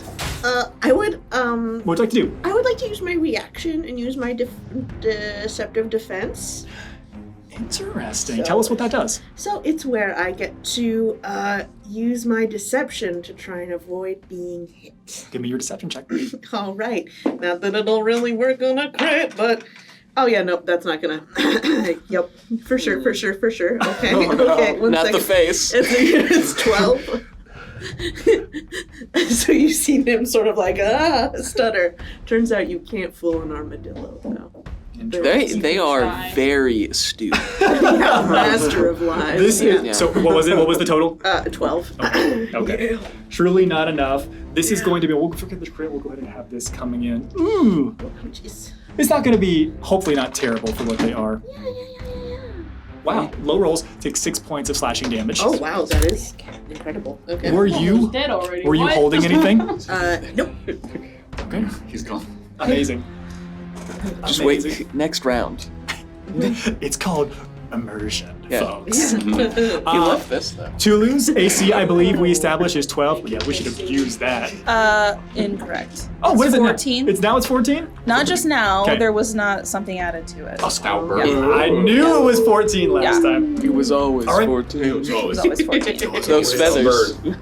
These strange little balls seem to roll up and are attempting to pin and prick over towards Tulu. Evil orbs. Oh, goodness. There's going to be 2 attacks. Actually, yeah, there's going to be 2 attacks coming in. First one is a 10, which will miss Tulu. Second one is an 11, which will also, and it looks like those pins are shooting off and attempting to embed themselves. And there looks like there's some type of poison dripping off the edge of them. The next one is coming in here for you, Jibanu. And they're going to do the exact same thing. It rolls up on you, and then 2 of these pins and needles shoot off your direction. First one comes in, it's a 21. Oh, that is. Beautiful. You're going to take 4 points of poison damage. I'm going to use my reaction. My Sainted Reprisal. When a creature I can see within 5 feet hits me with a melee attack, I can use my reaction to deal 1d6 radiant damage. This is... Okay, sure. Let's do it. Be like, stop! Oh, that's 5. Okay. Yes. Okay. Boom. 5 comes in. Amazing. I need you to please go ahead and make me a DC 13 con save. Oh, that's a 19 total. Okay, 19 saves. The second one comes in.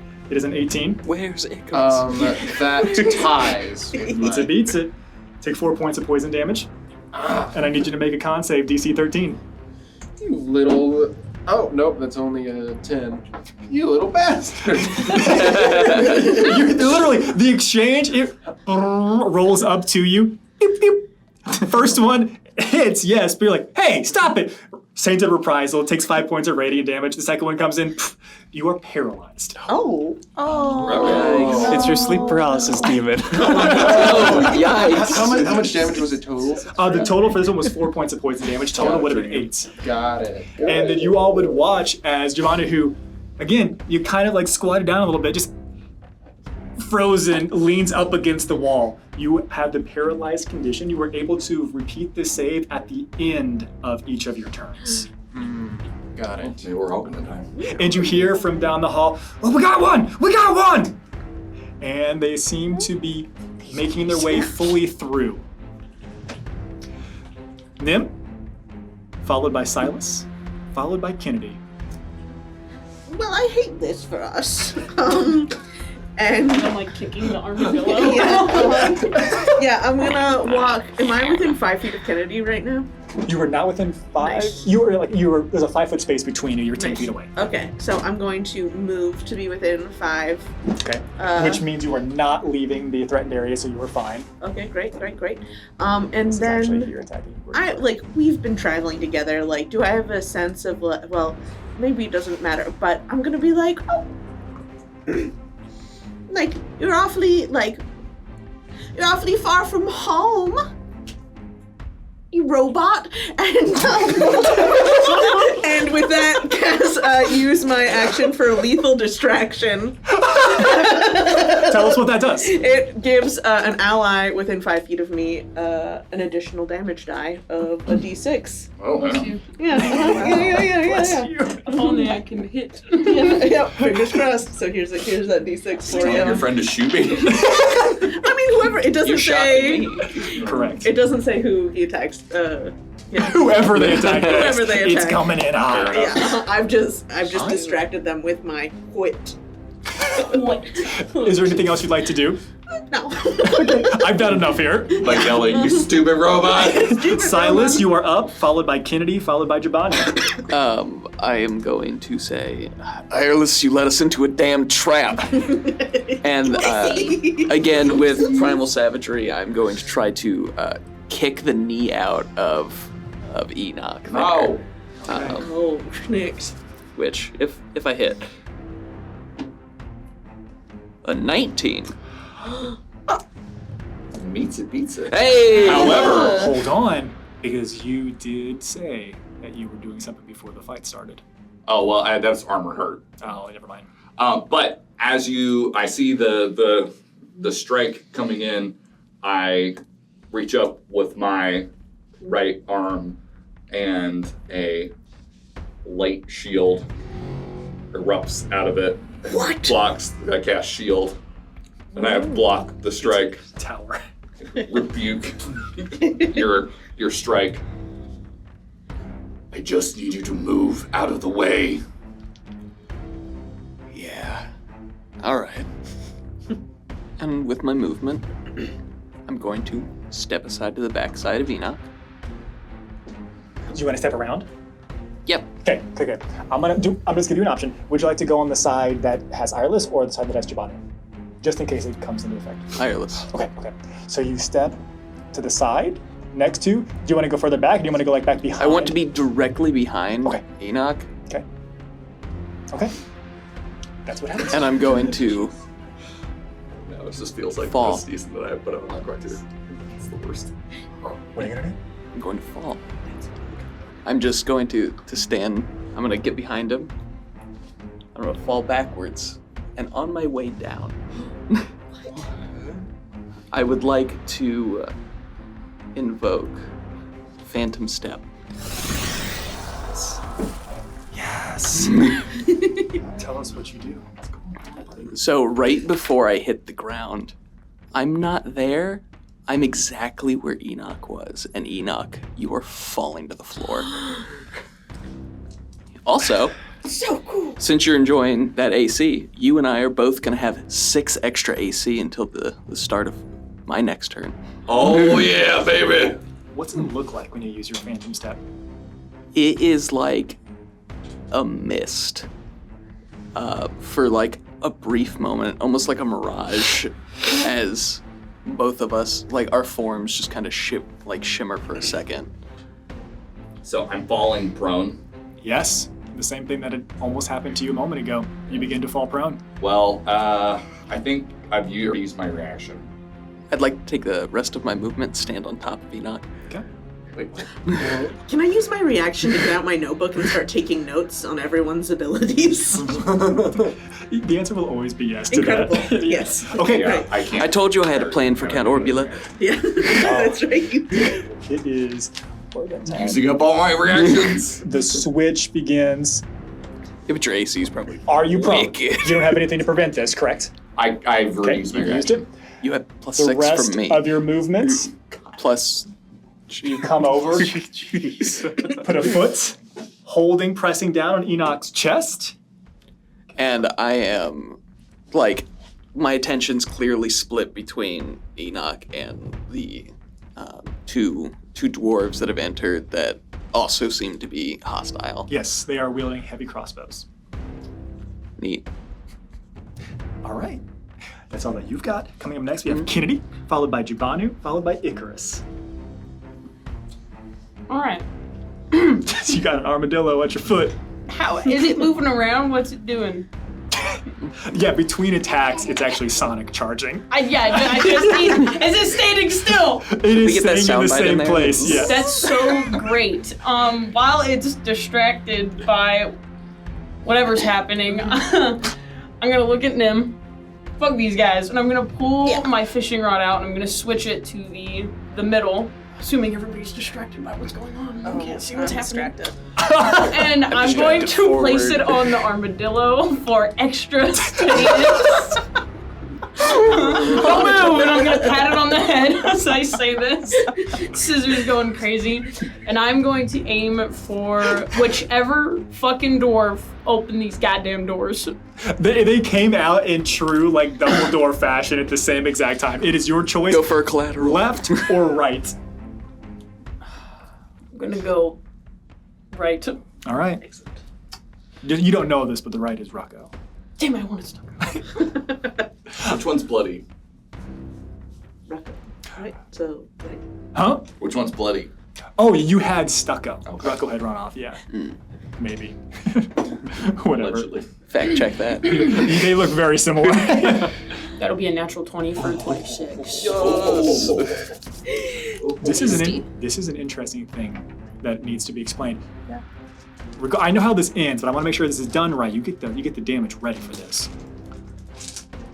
Do you have is it an aura that is around you, or is it like who is affected by your hex? It's an area of 30 feet. An area of 30 feet. 5, 10, 15, 20, 25, 30. Okay, Kind of gets never out mind. of it, yeah. Never mind. Hey, I was going to tell you some juicy lore, but we don't need to get into that today. And you watch. Curious. I love lore. Nim, Kennedy says, fuck these guys. plops down on a sonic spinning armadillo, scissors up in the air, takes aim, and you aim it at Rocco.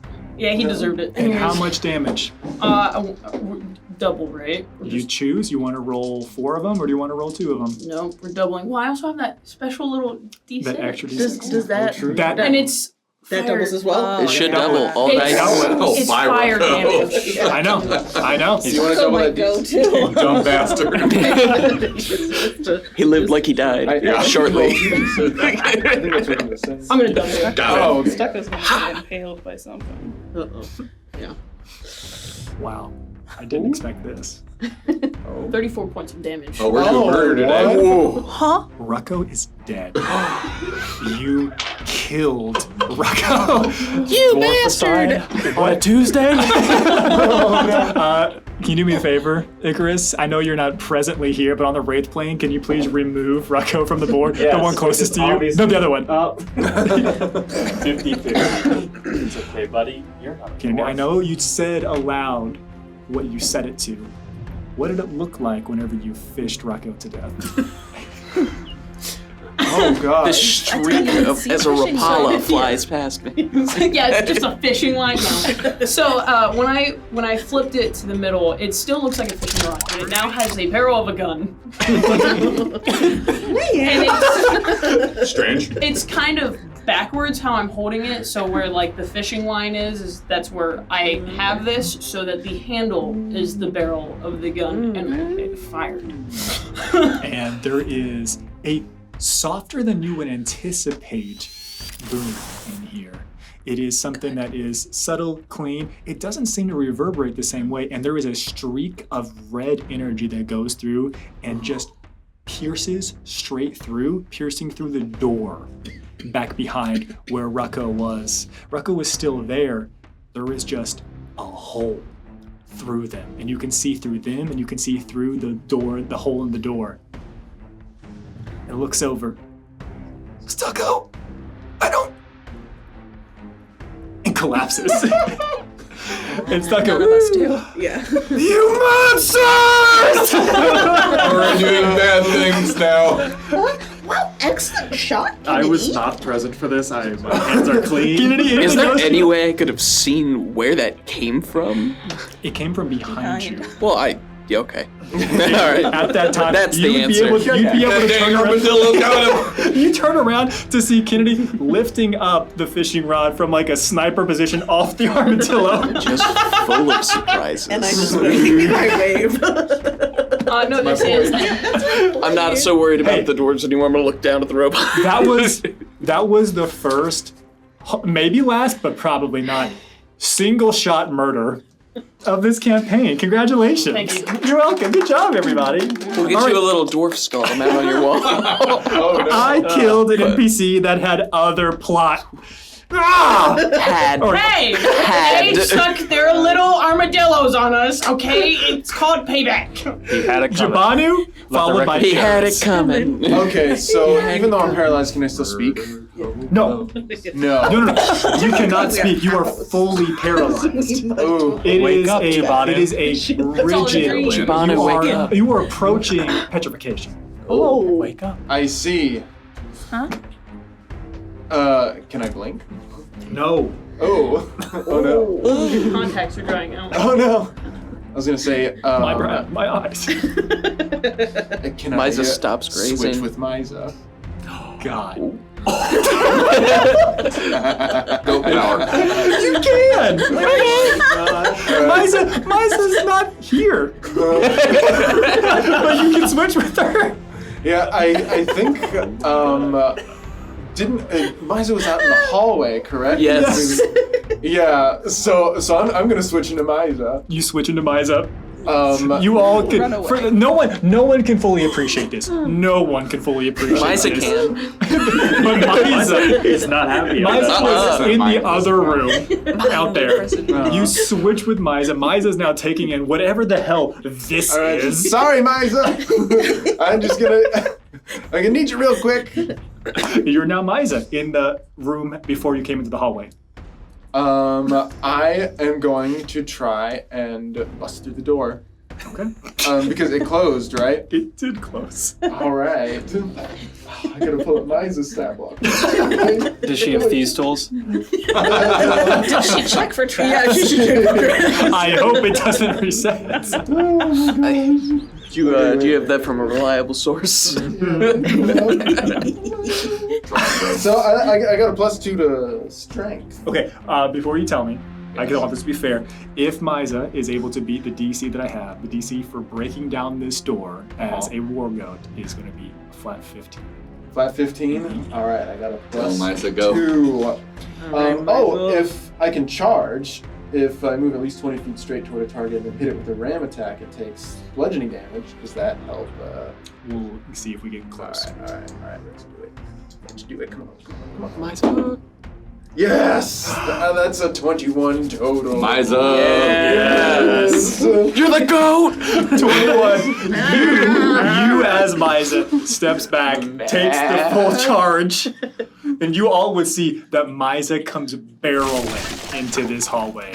Yes. Which door? All right. the one right I got Oh. so I got 20 more feet of movement. Okay. Straight through the armadillo. I know Armadillos your keep other digging. mini has you on it, but I'd like to get Miza Oh yes. Let me get my in this fight, please. Wait. Has it? No touchy. Wait. I wasn't expecting this twist. Neither was I. Nim's notes are It's in a getting little crazy. plastic bag. At some point, we're gonna Can't like keep get up. Jabanu in prison by accident, and he's just gonna exist as a goat for like a good few Oh. months or something. Oh, like, yeah. So, a quick question: Do you Mark it down. survey? Do you We called survey it. your Yeah. surrounding before you charge in, or do you want to use all of your movement? No, definitely. Because you're cooking when you're coming through the door, is what I'm getting at. That's true. Well, you know what the room layout is. Yeah, Just in here. because Jabanu saw the little armadillo Yes. things, and this is Jabanu's mind. Yeah. So yeah, I'm just gonna try and those things are gonna stab me, aren't they? You bust in, charging through, and we've already canonically said that they are sonic dashing and charging between each of their attacks. You come through the door, and you, with your hooves, you just kick one. They're balls, my guy. They're just balls on the ground. Yeah, I'm just They're about the size of soccer balls. Yeah, I'm just gonna start ramming and kicking. Yeah, I'm just gonna use my ram attack on the closest one. Make your attack. Oh my god, there's a goat. Hold on. As we established, you did move more than 20 feet in a straight line. Yeah, absolutely. Yes. So that is gonna be a 15 to hit. 15 hits. All right, and that is gonna be. Oh yeah, 2d. Give me this. Sweet. I'm gonna walk in with the pizza into the burning room. What? That's gonna be 8 bludgeoning damage. 8 bludgeoning damage. Okay, to one of my armored armadillos, and this is not written anywhere in the plan that I had, but you come in and complete your ram attack, and this thing is going to just essentially get thrown 5, 10, 15 feet. Technically, Yes. As it just rolls and bounces away with a metallic. Yeah. I think that's it. More sheepish. Get wrecked! And then, can I make my con save? Wait, does Miza say that? Can, Oh dear heavens. At the end of your turn, you make your con save. Alright, I think Mabanu will make the con save, yes? Mabanu. Yeah, no. That is a natural 1. No, surprisingly not do it. Yeah. There are goat eyes darting around, but you are still paralyzed. Yeah. Sorry. All right, Jabanu, it is now Icarus's turn. At the end of your turn, you pop back into existence. Oh, I wanted to look really cool for you to come back to. What have you been thinking as you've You been have like an option. Frodoing? Nothing. Time ended, so no time has passed for me. Anywhere So, around Enoch's body. I want to be behind him. Okay. Am I within 20 of the dwarf? 5, 10, 15, 20, 25, 30. No. Do I have the freedom to move? It is at the end of your turn that you return back. Okay, so I can't choose where I land, though I'm where I was. I think it's explicitly 5 feet in open space from where Okay, you left. that's fine. Read it, double check me. That's Yeah, what no, I that sounds believe. right. My understanding is you just pop back where you were, so. I give you the 5. Yeah. All right. You got your foot down on Enoch's body. Icarus. I'm looking towards that direction at the dwarf. And now Icarus is between you and the dwarf. Oh, this has gone sideways completely. Get down. Huge relief from me. As there's a dwarf with his dying friend and a heavy crossbow. I was gonna go to your wedding next week. You're gonna deal with that, right? We have to deal with this. Oh my. End of your turn. Enoch, it is your now your turn, followed by Arliss, followed by the bats. Yeah, it's a we problem now. So I want Thanks to for get coming up. back. You're So welcome. now, like as you mentioned, everything's going sideways. So I'm trying to get away. So you are, this has to be a contest Yeah. because Silas is putting down all of their weight. There's an option here for you. Mm-hmm. You could choose to right now burn your reaction to have advantage on this. Because you are able to, essentially, your armor allows you to get up. But because it's still a contest, it would just be easier for you. It's the reason why I went and held you down. I saw you bounce. I'm I was like, okay, no. going to spend a charge of my armor of magical strength. Yes. I know you're going to do it, but I want this to be athletics. I know you usually get a choice, but So I'm adding my intelligence modifier to this. Oh, brain power. Plus my strength. Oh. And you have advantage. Okay, so first roll is a 24. I don't know. I know. I have a 24. Oh, but you get advantage. You would win on that because you're the defender. That's lower. Enoch stays down. So you like bounce up and I stomp back down. Wow. Good silence. Your calf drops out. I'm now panicking because you have me trapped. Icarus could probably see I'm sweating. Stop resisting. It is. You still feel that same lock because you were within Arliss's aura. You can try to save again. Is it It's a strength? It's a strength check. Yeah. Which I hear you're good at. 14. 17. Okay. You can pull your gun out if you want. I'm pointing it right at you. What is that? We've been told we don't know what that is. And I realize it'll be a disadvantage because I'm at point blank. But I'm Which trying to. sometimes I think is silly. You know what I mean? Yeah. But it should be easier to hit him. We agreed that wasn't a rule for the automatic ones, right? Yeah, it Okay. seems silly sometimes. It's disadvantage, guys. It's disadvantage. Whose side are you Hey, on? Yeah. we're not all of the same team yet. You're on mine. Oh no! Misfire? One was a crit. What was the other one? A mere 14. Okay. My AC is currently 22. All right. Thanks to you. So yeah, I don't know what your AC is. I don't know who you are. Yeah. I don't care. I'm trying to shoot you in the face. Never aim for the head. Gotcha. All right. I just cock my head. I know how that works. I saw it yesterday. Bounces off, hits Rucko's body again. Why would you say that? Because it's funny. It's so cursed. Hey, can I take my reaction? What was that? I want to take my reaction. I know that we are... That is an attack against me that is missed. I would like to resolute parry. Can I take the gun? Interesting. Read the specifics. Only if you have a death wish. You hit me first. You try to shoot the man. I did. Yeah. So I mean. Okay, yeah. no. I explicitly cannot because it is not technically a melee attack. It is just an attack in melee range. I've got my gun in your gun. Yes, no, that's Begs fair. the question, what makes it melee attack, you know? All right. We're really good to They gotta hit it with the. Right, yeah. All right. That is all Enoch can do. That takes us to Ireless, then the bads. I've gone through a crazy cycle of different turns each time someone's made an action here. So Icarus is back. Hello. Enoch is now He's trying to kill me. trying to kill Silas, so still a threat. Yeah. Tulu's been attacked behind me. but not hit. Yeah, they attempted to poison and paralyze, very similar to what you see happening to Jabanu. And where is Karnath? Karnath is right next to you, between you and right off to your left side, near you and near Tulu. Okay. I will cackle as my bonus action. It's not clear who is a friend. I'm just it's a panicked cackle. Raku was my friend!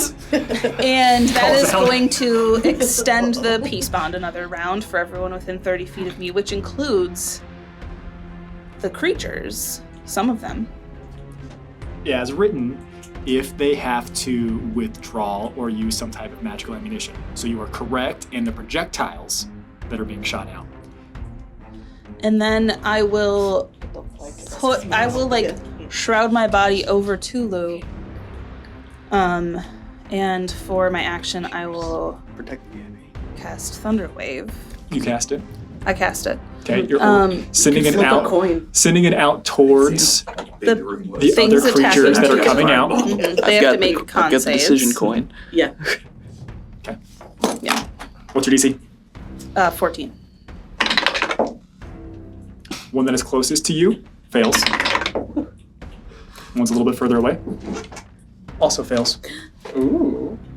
They take 8 damage. 8 thunder damage. 8 that's good. thunder damage. And they're pushed 10 feet away. The one that was attempting to come up on Tulu looks like it was going to repeat whatever process that it was going. Gets pushed away. The one that was just on the cusp of this gets pushed now closer back to where it was We're playing earlier soccer. with Jabanu, Yeah. now Nim, and Kennedy. Anything else you'd like to do? That's my turn. All right. Next, we have the Bads. Karnath is also part of this, rolling in at 20 appropriately. Karnath looks over to you, still holding down Enoch, and then looks forward to the dwarf that just got shot. Squatter. The squatter. Squatter, it can still be a dwarf. That's true. And says, "This is getting way too real." This thing tried to shoot me. I know, but I didn't think we were going to come in here and kill him. I don't know what to think about this. Take a rare action, Karnath. This doesn't feel right. I just want to talk to him. Why do we have to kill him? Who killed him? I'm defending myself. And Karnath is having an existential crisis currently here. And coming out of the door, back behind. Hey, Chrissy, please do me a favor. Oh, God. Stepping over and past the body of where we... That's not a condom. Over and past. Over and past. Explain to me how their dwarf legs do that. Because he's leaning back and forth screaming, "Recco! Recco!" and he waits appropriately. It's where there's a gap. Thank you. You're welcome. It's a time division. It's a pendulum. It's happening. Lots of measurements. Mini golf. The last hole of mini golf. It's the whole 5'11". Vartes, who you have seen and no one else has seen, surveys the room. Calls out, seemingly to everyone, "Enoch, you have a feeling they're speaking to you. You shouldn't have tried to get away. I don't know who these people are to you, but they'll pay the price as well.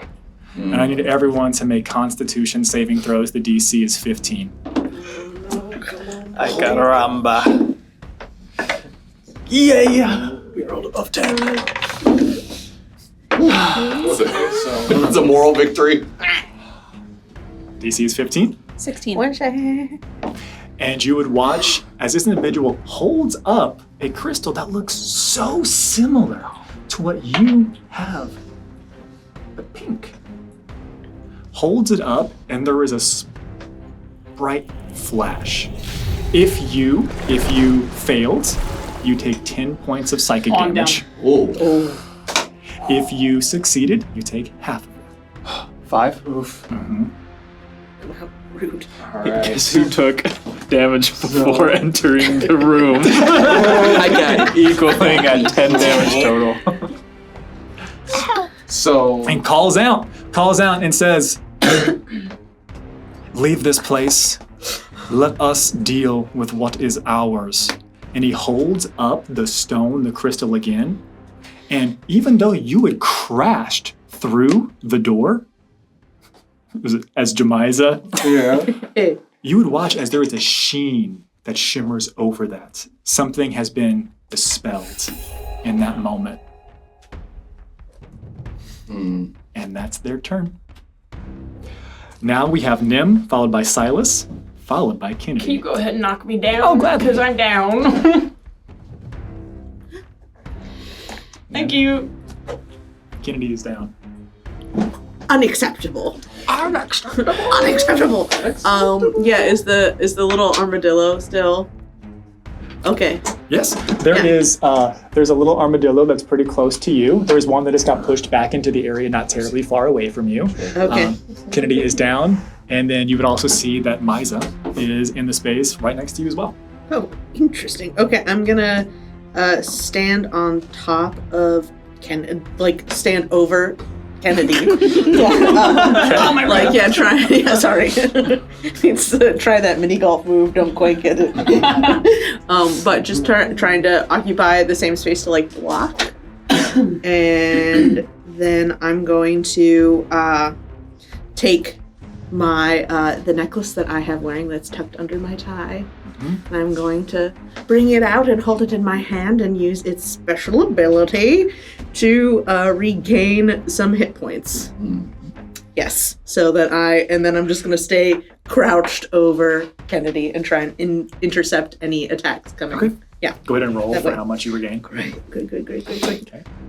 You are standing over, attempting to guard Kennedy's body. You What do you say, attempting? pull out your pendants. Beautiful. Silas, you are up, followed by Kennedy, followed by Jabanu. Ooh, as a could I? Okay, I think that was an action. But can I leverage my reaction? Can I use my deceptive defense? Can I use that to add and intercept attacks towards Kennedy? You want to forego your deceptive defense ability for yourself instead. Yes. And wait for attacks to come into Kennedy. Yeah, and use that to try and move into them to prevent them from hitting him while he's down. I like it. Okay, great. Yes, wonderful, fantastic. It will still only work once. That's fine. That's Okay. fine. Yep.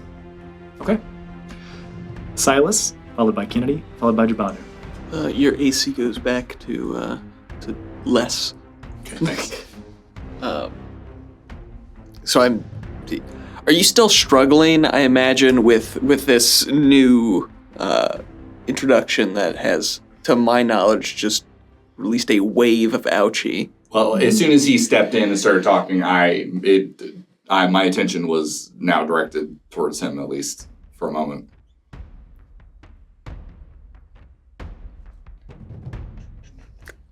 Can I swing a bonus action for an insight check to figure out what this device, this thing, is more concerned about hurting? Because I know it's a machine made to hurt things, as far as I'm going. Okay. Is it me,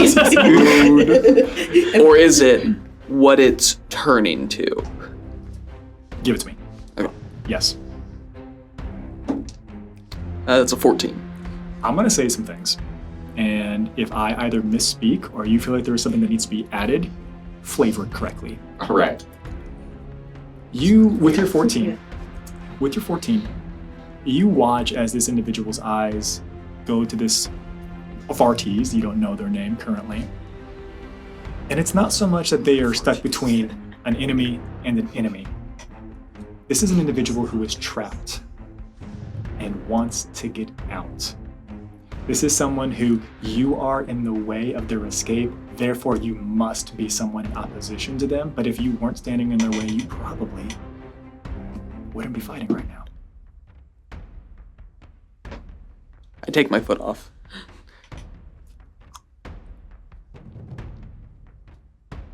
we deal with them, then we figure this out. And I'd like to take my action to lift up Enoch. No. We can't afford that. No. I'm grabbing him by the royalty-free. No. I'm not reaching down my hand. He's got his pistol that he just shot at my head. I'm grabbing him by the chest and yanking him up. And then I kind of want to push him towards the... Towards the door in the back? No, towards the dwarves. Okay. Get up, bro. Go fight. You're pulled up? I just stare at him like piercing crystalline eyes. But I also am like alternating between you and the dwarf. All right. You're up. Silas, that is your turn. You want to move? You want to stay there? I will move back towards Jibanu, who seems to be just in a state. Okay. You move back towards Jibanu, who is screaming. You just take the 5. Do you want to be in between Jibanu and Irelis, or do you want to be closer to the wall next to, like, right only on Jibanu? I want to be between them. Yeah, because, well, Karnath's right there, right? Correct. Yes, you'll be closer to Karnath that way. I want to be like half turn, so I'm not like completely ignorant to what's going on in the dwarf zone.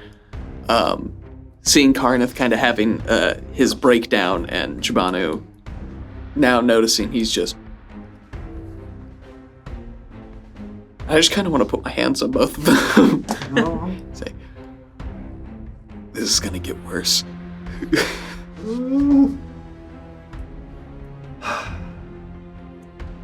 And you're right. Yep, that's my turn.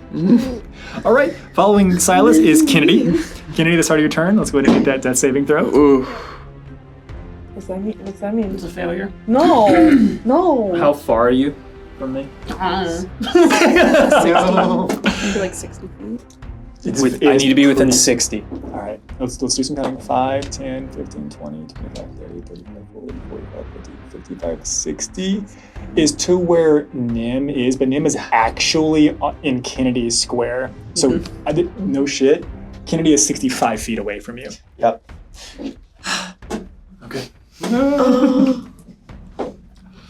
All right, that is one failure for Kennedy. Next up, we have Jibanu. Yeah.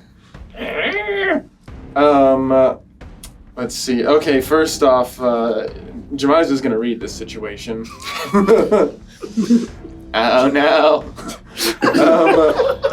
Jibanu, let's see. With the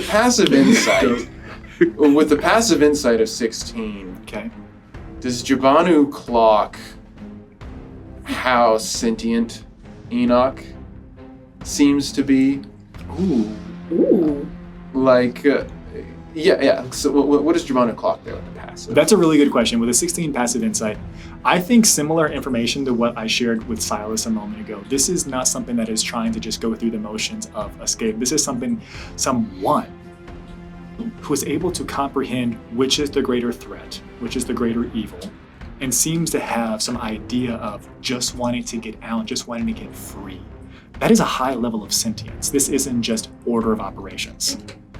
I think seeing someone fleeing from the guards desperately for their very life through crowded corridors, I think is really gonna trigger something in Jemiza. This situation is all too familiar. So I think Jemiza is going to run. I think is going to run. Take 40 feet of movement. Nice. Okay. To kind of run forward. Right. You can get to yourself easily and get to essentially sharing a space with Silas over there. Okay. Oh, the goat. Yeah, with Jabon dying. I wasn't at the table when that happened. Yes. Our eyes are switched right now. I have a high passive perception. I probably noticed that. that. Eyes has got You noticed that it's creepy as hell. Goat eyes. Yeah. I don't know. I don't know. I've seen some pretty creepy things. You stayed straight from God's light. Good. All right, and I'm going to turn to Enoch, and I'm going to say, "Hop on." The goat just spoke to you, man. We're gonna kick their ass. Goat talks? I look similarly confused. Someone, hop on. Anything else you'd like to do? Let's see. I was gonna try and take the dash action. But I realized it has got to be someone else's turn for me to hop on. So I guess can I hold a dash? It is an action. I'm going to hold my dash. I really want to yes and you, but Enoch is like, what the hell? It's been a lot. It's been a lot in 6 seconds. Yeah, I'm going to roll my con save. Come on. Oh, another one. Impossible. Inconceivable. But through the power of friendship, I'm touching it. The one becomes a 2. And it's okay, cool. Amazing. All right. Dice jail. I help. All right. Wow. Beautiful. Jemiza calls out, somebody get on. Jemana, your turn is over. Icarus, you were up, followed by Enoch, folled by Ireless. Icarus just sees absolute pandemonium. Kennedy going down. He's not close enough to help him. And this guy shows up and just zaps everybody. Looks like for the time being, Enoch is on our side, so he puts away the sand he was holding and kind of gives a glance to Jabanu. And instead, he grips the watch, his holy symbol, and is going to use his divine aura, which should just go up in a 15-foot range around me. That is currently only getting This is Enoch. Okay, and myself, of course. Yes, of course. This is my Aura of Fate. Okay. Here's what I'm going to do.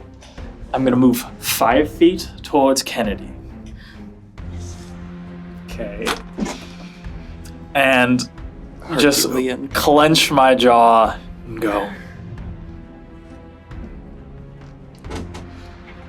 It's not your time yet. And cast Healing Word. Bless you! Because I think I was going to fail the rest of them. You will heal 2 plus 4. Did you not want that? You'll heal 6 HP. Oh my god. I go down again. With the rest of my movement, I want to position myself to be within 15 of both. I mean, if you were to put yourself there here, you've got everything. That works for me. In the center area. Noise. That's good for me, and I will end my turn. Okay. Following Icarus, we now move on to Enoch, and that will take us to Ireless next. So Enoch looks back at Silas, and Icarus looks over to Bartis, and then picks option 3, looks at the wall, puts the pistol away for a moment, brings his hands up, and starts embedding them in the wall and skittering up the wall. I didn't know it could do that. Don't look at me. And then I'm going to climb 15 feet up the wall. Yes. And then I'm going to climb 15 feet across the ceiling. Yep. Towards Vartis. I think he's trying to ambush him. And then as I'm hanging from the wall, I'm hopefully out of the peace bond aura, I think. I think so. And I'm going to pull the pistol out and I'm going to aim it right at Vartis' head.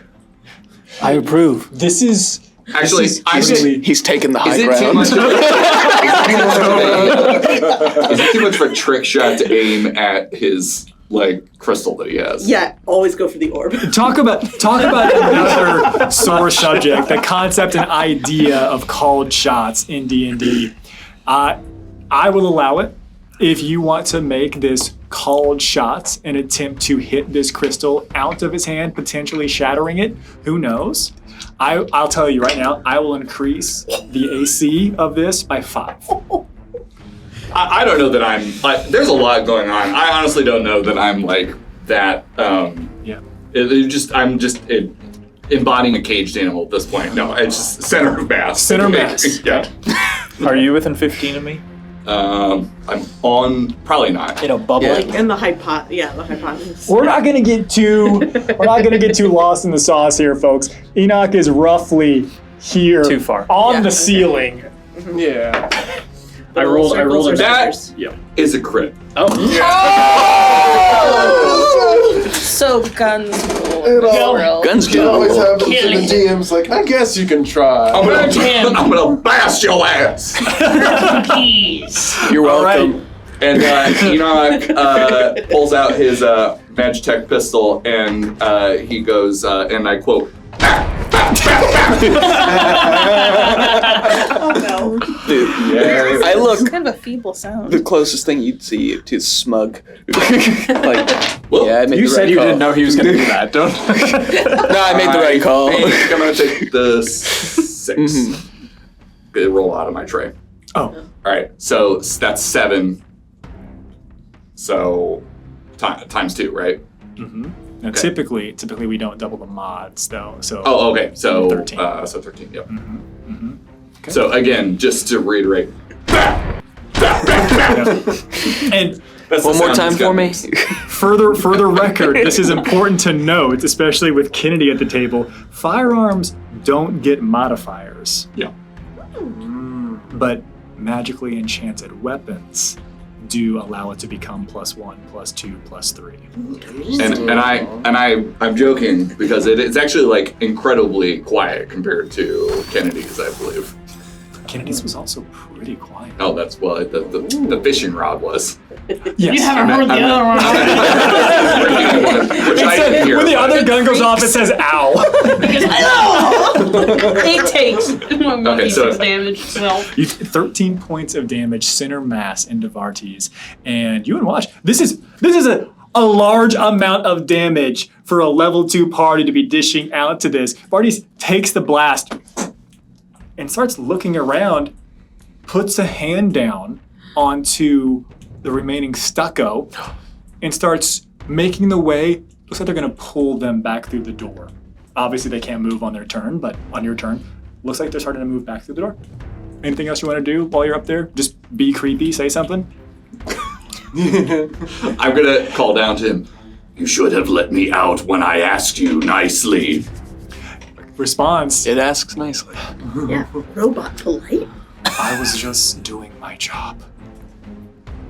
As he's holding a gunshot wound to his center mass. All right, end of your turn. Ireless is up. Silas, let him up. There are 2 little creatures close to me, right? Uh-huh. Were there 4? Well, so I mean, there's one that is still over here Okay. by Jabanu that seems to be wanting to continue its work.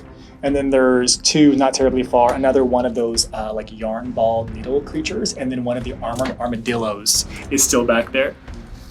Well, there's 2 of them back there. Great. Karnath is my pal. Karnath is your pal. Mm-hmm. Karnath, something's going on with Karnath, but please continue. And he has said no fighting. No fighting in his house. Hurting each other. Whoops. I'm gonna continue to cackle the peace bond. 4 people around me.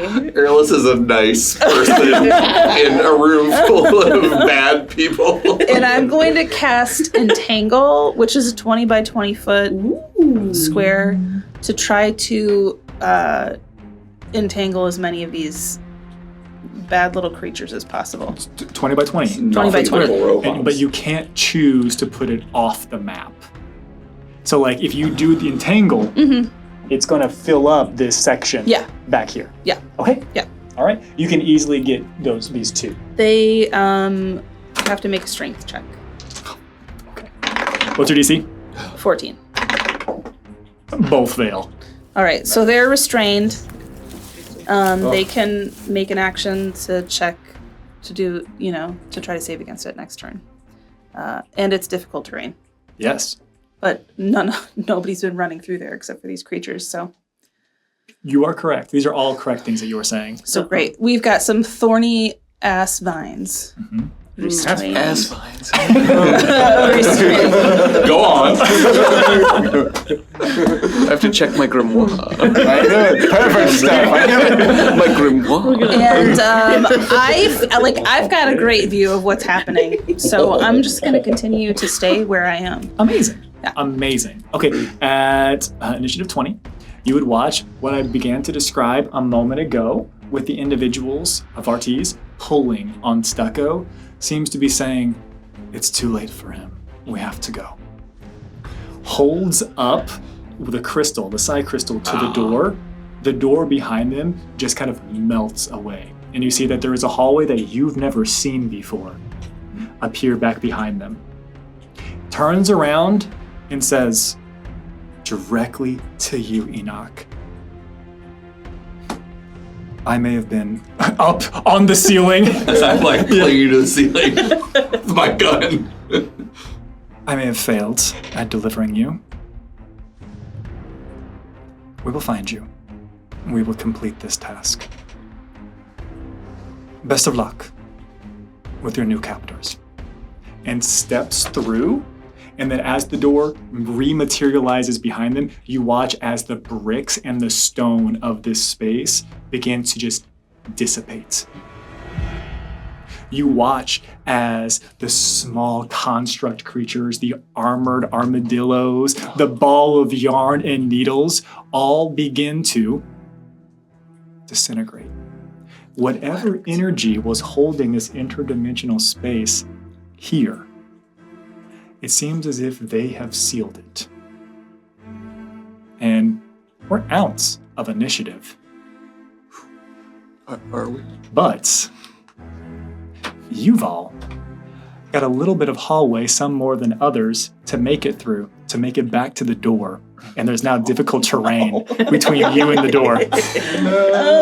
Well, as soon as that happens, I will immediately put my pistol away and begin skittering. So you're the wall. We're out of combat's initiative. We will maintain the same order for true order to this chaos. So as we go, Nim, you're first up. You see before you that it looks like the hallway, the very essence and being of this place, is disintegrating and just misting away, starting at the door that the 2 dwarves now pass through and making its way towards you. Oh, yeah. Is the door still visible that we went through next to us? Yeah. Whenever the individual that I had named Vartes brought that up and said, leave here, leave this to us, something dispelled, you can see the basement on the other side of the door. Wonderful. I'd like to help Kennedy up and then Take the help action. Yep. You help Kennedy, and because both of you are 10 feet away from this door, even if I were to steal some of your movement, you can quite easily walk through, pass through. And as soon as you pass back through, if you turn back around, unless you have something that you want to do instead of this, Kennedy, when you look back around, you see a closet, a storage room. There is no hallway on the other side. Oh, I guess I'd like to, after giving Kennedy a once over, making sure that he's breathing. Wait. Did we leave yet? Because there was something else I actually wanted to do in that room. Okay. Then, yeah, you go first. I'm gonna... Can I go ahead? I'm gonna give you a chance, because you're like being forcibly removed, so if something you want to do, you can do it now. Who is Jabanu still up against the wall? Oh. Yeah, it looks like it, yes. My time has come. Can I clock what Kennedy's doing? There is somebody being helped away by Nim. Kennedy starts fishing. I'm gonna fish for you. Okay. We keep it simple here. Same exact thing. I knew this would happen, but not so soon. Make your ranged attack roll with your fishing rod. All attacks against me are made with advantage. Correct. You're 'Cause paralyzed. I'm paralyzed. Well, that's a natural 20. So. Again? Yes! He's a damn good fish. The line cast The out. best fisherman the world's ever seen. Goddamn murderer. You can't get away. You can't get between an angler and his catch. No. And Circle you of are life. hooked, my guy. And in your head, you would hear, "Young master, would you like me to assist you in reeling in your catch? Yep. I'm feeling a little groggy and hurt right now. Do you need any type of aid or assistance? We'll do that later. I say that part out loud. Understood. Reeling in your catch." And I want to know, is your hand on it? Yes. Okay, you go through the pantomiming of reeling it in. So I don't look suspicious. Right. Zero suspicion to that. And Nothing suspicious about you fishing. help Kennedy make to the edge of the door. Kennedy's like, wait, I gotta do something. I'm trying to do something here. Fishes out. I'm doing something. I'm doing something. You begin, still paralyzed, mind you, to just get pulled. I have the very surreal experience of watching my own body. See, get it wasn't you, it was yanked. Misa. So you haven't been fished yet. I guess that's true. It was while that's happening, I'm gonna be, be like, Alice, hop on, Silas, ride me, Silas. Oh. Like one of your French girls. All right, that's a power. Remind you all, this was just Nim's turn. Okay, great. Oh yeah. And then I want to, when I see that Kennedy is okay and fishing friends, great, love it. There's a section in the center where it seems like there's, I don't know, some type of, maybe you're snagged, maybe your catch is snagged. Can I drop that at any time? You can. All right. Yeah. I would drop that so Jabanu doesn't get Jabanu makes it to the edge. torn through thorns. Jabanu makes it to 5 feet into it, and then you drop it, is all I want. All right, anything else? Yeah, I want to stand with 1 foot in to like anchor the doorway and like hold it open. Since we just like look in and see the like a closet, I want to move, so I'm like standing with 1 foot in the disintegrating hallway and 1 foot out. So this is interesting though, because the moment that your head, your sentience, and like your eyes pass to the other side, you can leave your foot in there anchoring. Okay. You wouldn't be able to see the part of your leg and foot that's going in there. And if you put your head back in, you are just putting your head into a storeroom. Anything that passes through it is on this side.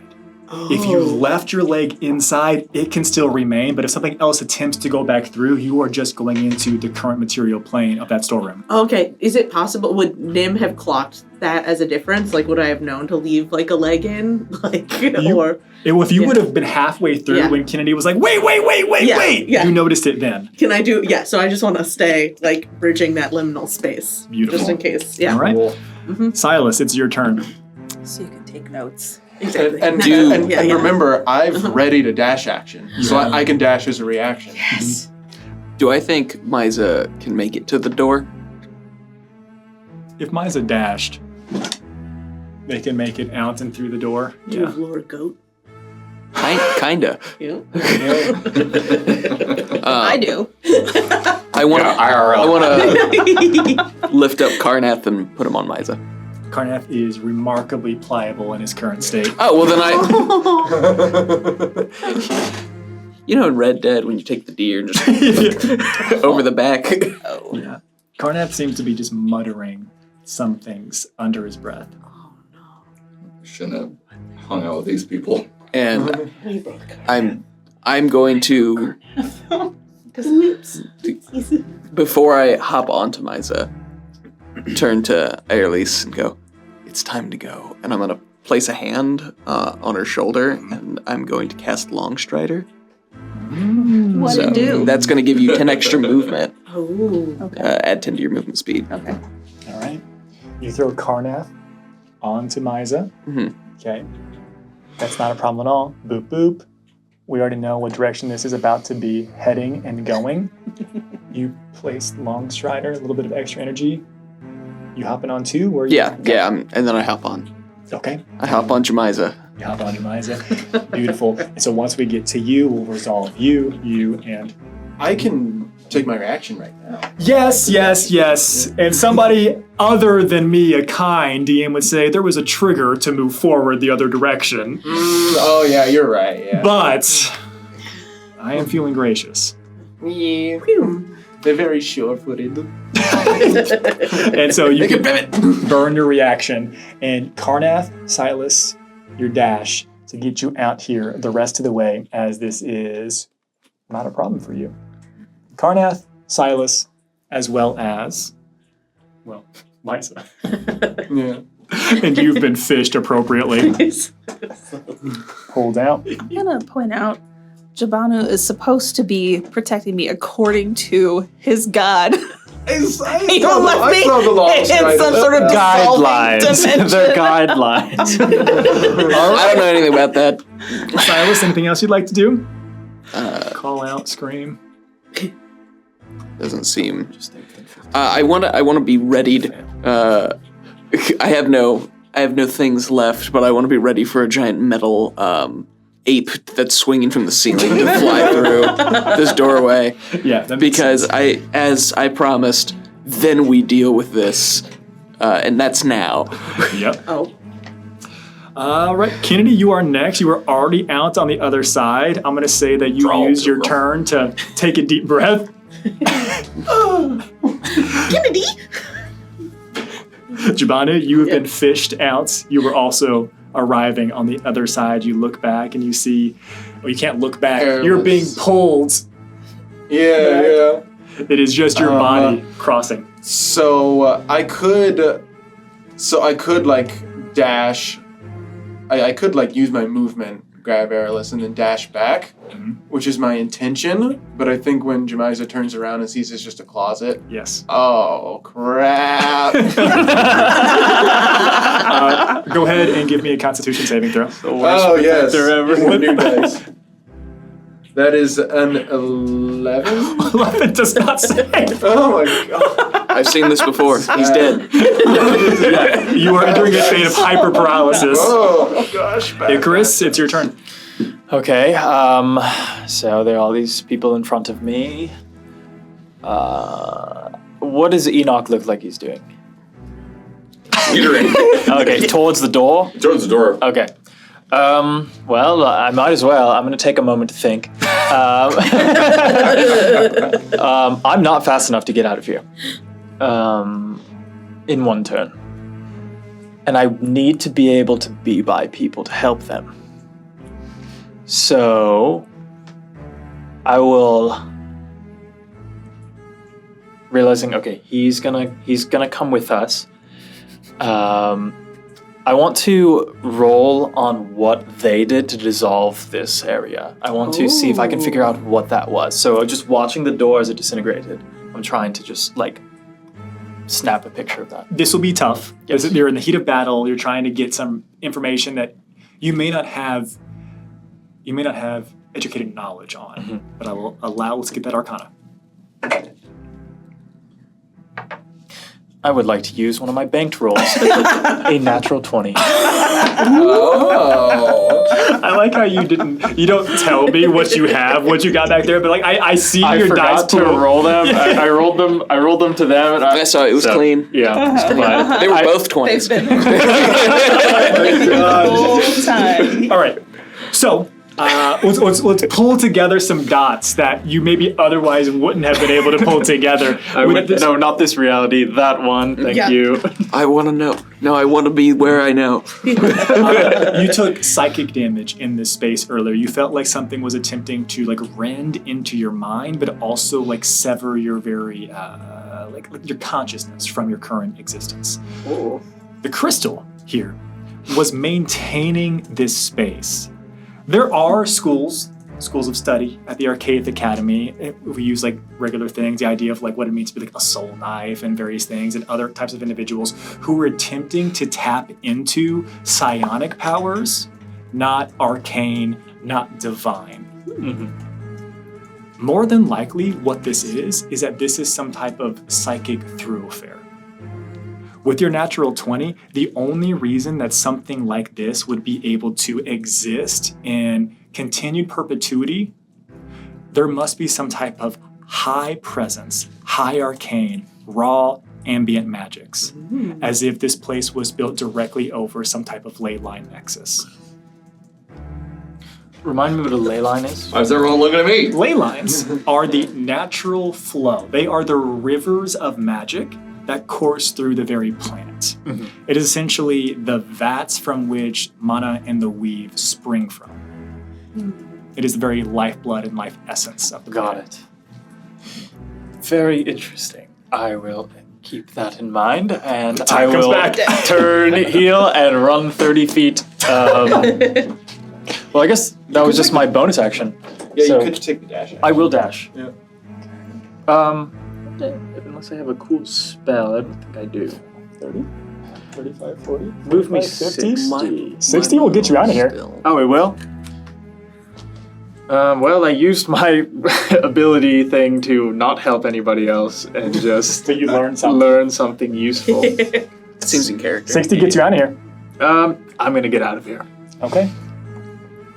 I would request my model is still on the board, but I am not in there. Thank you very much. Yes, yes. For the record. But you have a protector. I gotta look out for myself. I'm still me and a bird. No, but this And a is robot. good. And it's okay. I'm still partially in. Okay, good. Okay, great. I trip over we're Nim's fine, foot we're on my fine. way Yeah. out. Yeah. Yeah. How fast do you go? Enoch, it is your turn, followed by Ireless, followed by the train. Well, I am dashing along the Ceiling. So dashing. Skittering. Oh, so shiny. Thank you for noticing. And still buck naked. Oh yes, also 20, yes, 25, it must be 35, reiterated 45, that 50, as I am 55, dangling 60. from the ceiling, I am also dangling. Jeez. 60 feet will get you Your there. parts. And then as I do that, I will let go of the ceiling and drop down. All right. I need your bike. I need your clothes, your boots, your motorcycle. As you look out, you can see the rest of this ragtag crew assembled on the other side of the door. You would have passed skittering on the ceiling. Ireless, now behind you. You are still inside. You are only what appears to be about 15, 20 feet from the exit. I'm gonna cautiously try to walk out of the door and Ooh, you can't move anymore. You Oh, use yeah. your 60 feet. You're just there. Okay. Ireless, it's your turn. I scoop up Tulu and I run to the door. And I have 80 feet of movement. Happy feet. Heck yeah. For the next hour. Nice. All right. You are out. As you look back. Right. Dashes past you. Gone. That new one is still in there. I'm staring into the doorway, waiting for the new one. You're staring into the storeroom. Really Stretching. by how bad I rolled on initiative at the beginning of the session. Yeah. Oh, hey guys, I'm I really can glad see we the got ley that. lines. They're blue. No, that's the HVAC. Asbestos? Yeah. Oh, yeah. This place is fireproof. As about half of the hallway, the chamber that you've spent so much time running to and fro around, disappears into nothing behind you. Enoch, you're the only one left. Is there anything you'd like to do before you leave this space? I'm going to do something that I will only do for the first couple of sessions and remind you of something. I remind you that as half the room dissipates, you still have the key, the psi crystal. Well, now that I'm not... Well, I'm really trying to escape, but now that I'm not in my cell, I'm going to attempt to integrate it again.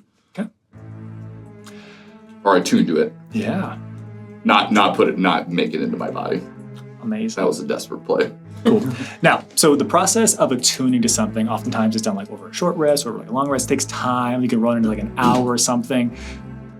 Give me an Arcana check. I don't have a pocket to put it in. Yeah, you do.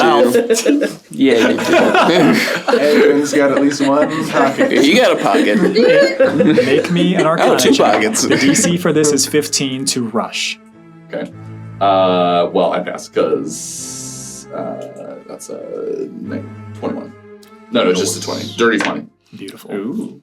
You quickly go through the rush process of attuning, more so assimilating this into your structure.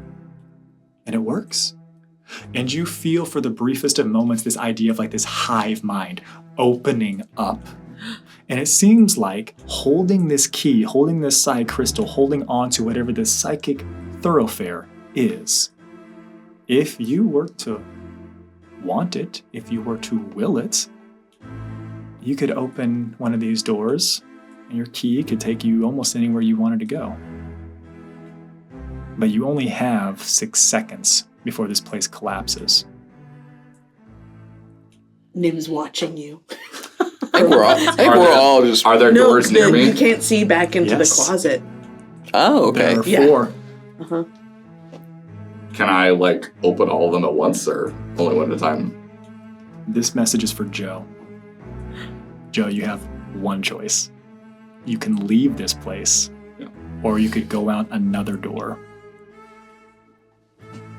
I'm only seen where one door goes, and I only know that one door goes to the outside. And while I'm not sure what these folks are going to do, I have to get out of here. So I close my fist around the psi crystal and I stride out the door. You hold this psi crystal in your fist. And just like before, when I explained that you could not pull it with you into your cell, you pass through the threshold and you feel it dissolve in your hands. And you choose to flee. You choose to exit. You choose to follow this ragtag group of individuals that fought you, fought with you, fought for you. Really the whole gambit of feelings. It's a roller coaster. And Nim is the last one to look through. You see that moment, hesitation. Enoch steps through and everything disintegrates. I pull back in before the disintegration gets me. Cut it real close though. Real close. Your foot was about to unexist. Looking at a storeroom, a closet, something that couldn't be much more than 10 foot wide by 20 foot deep. The exact space that Karnath told you was the storeroom, the closet, and certainly not a prison where he was keeping any individuals locked up. And I think that is where we end our session tonight. With the group, finally, all together. All right. How am I going to explain this?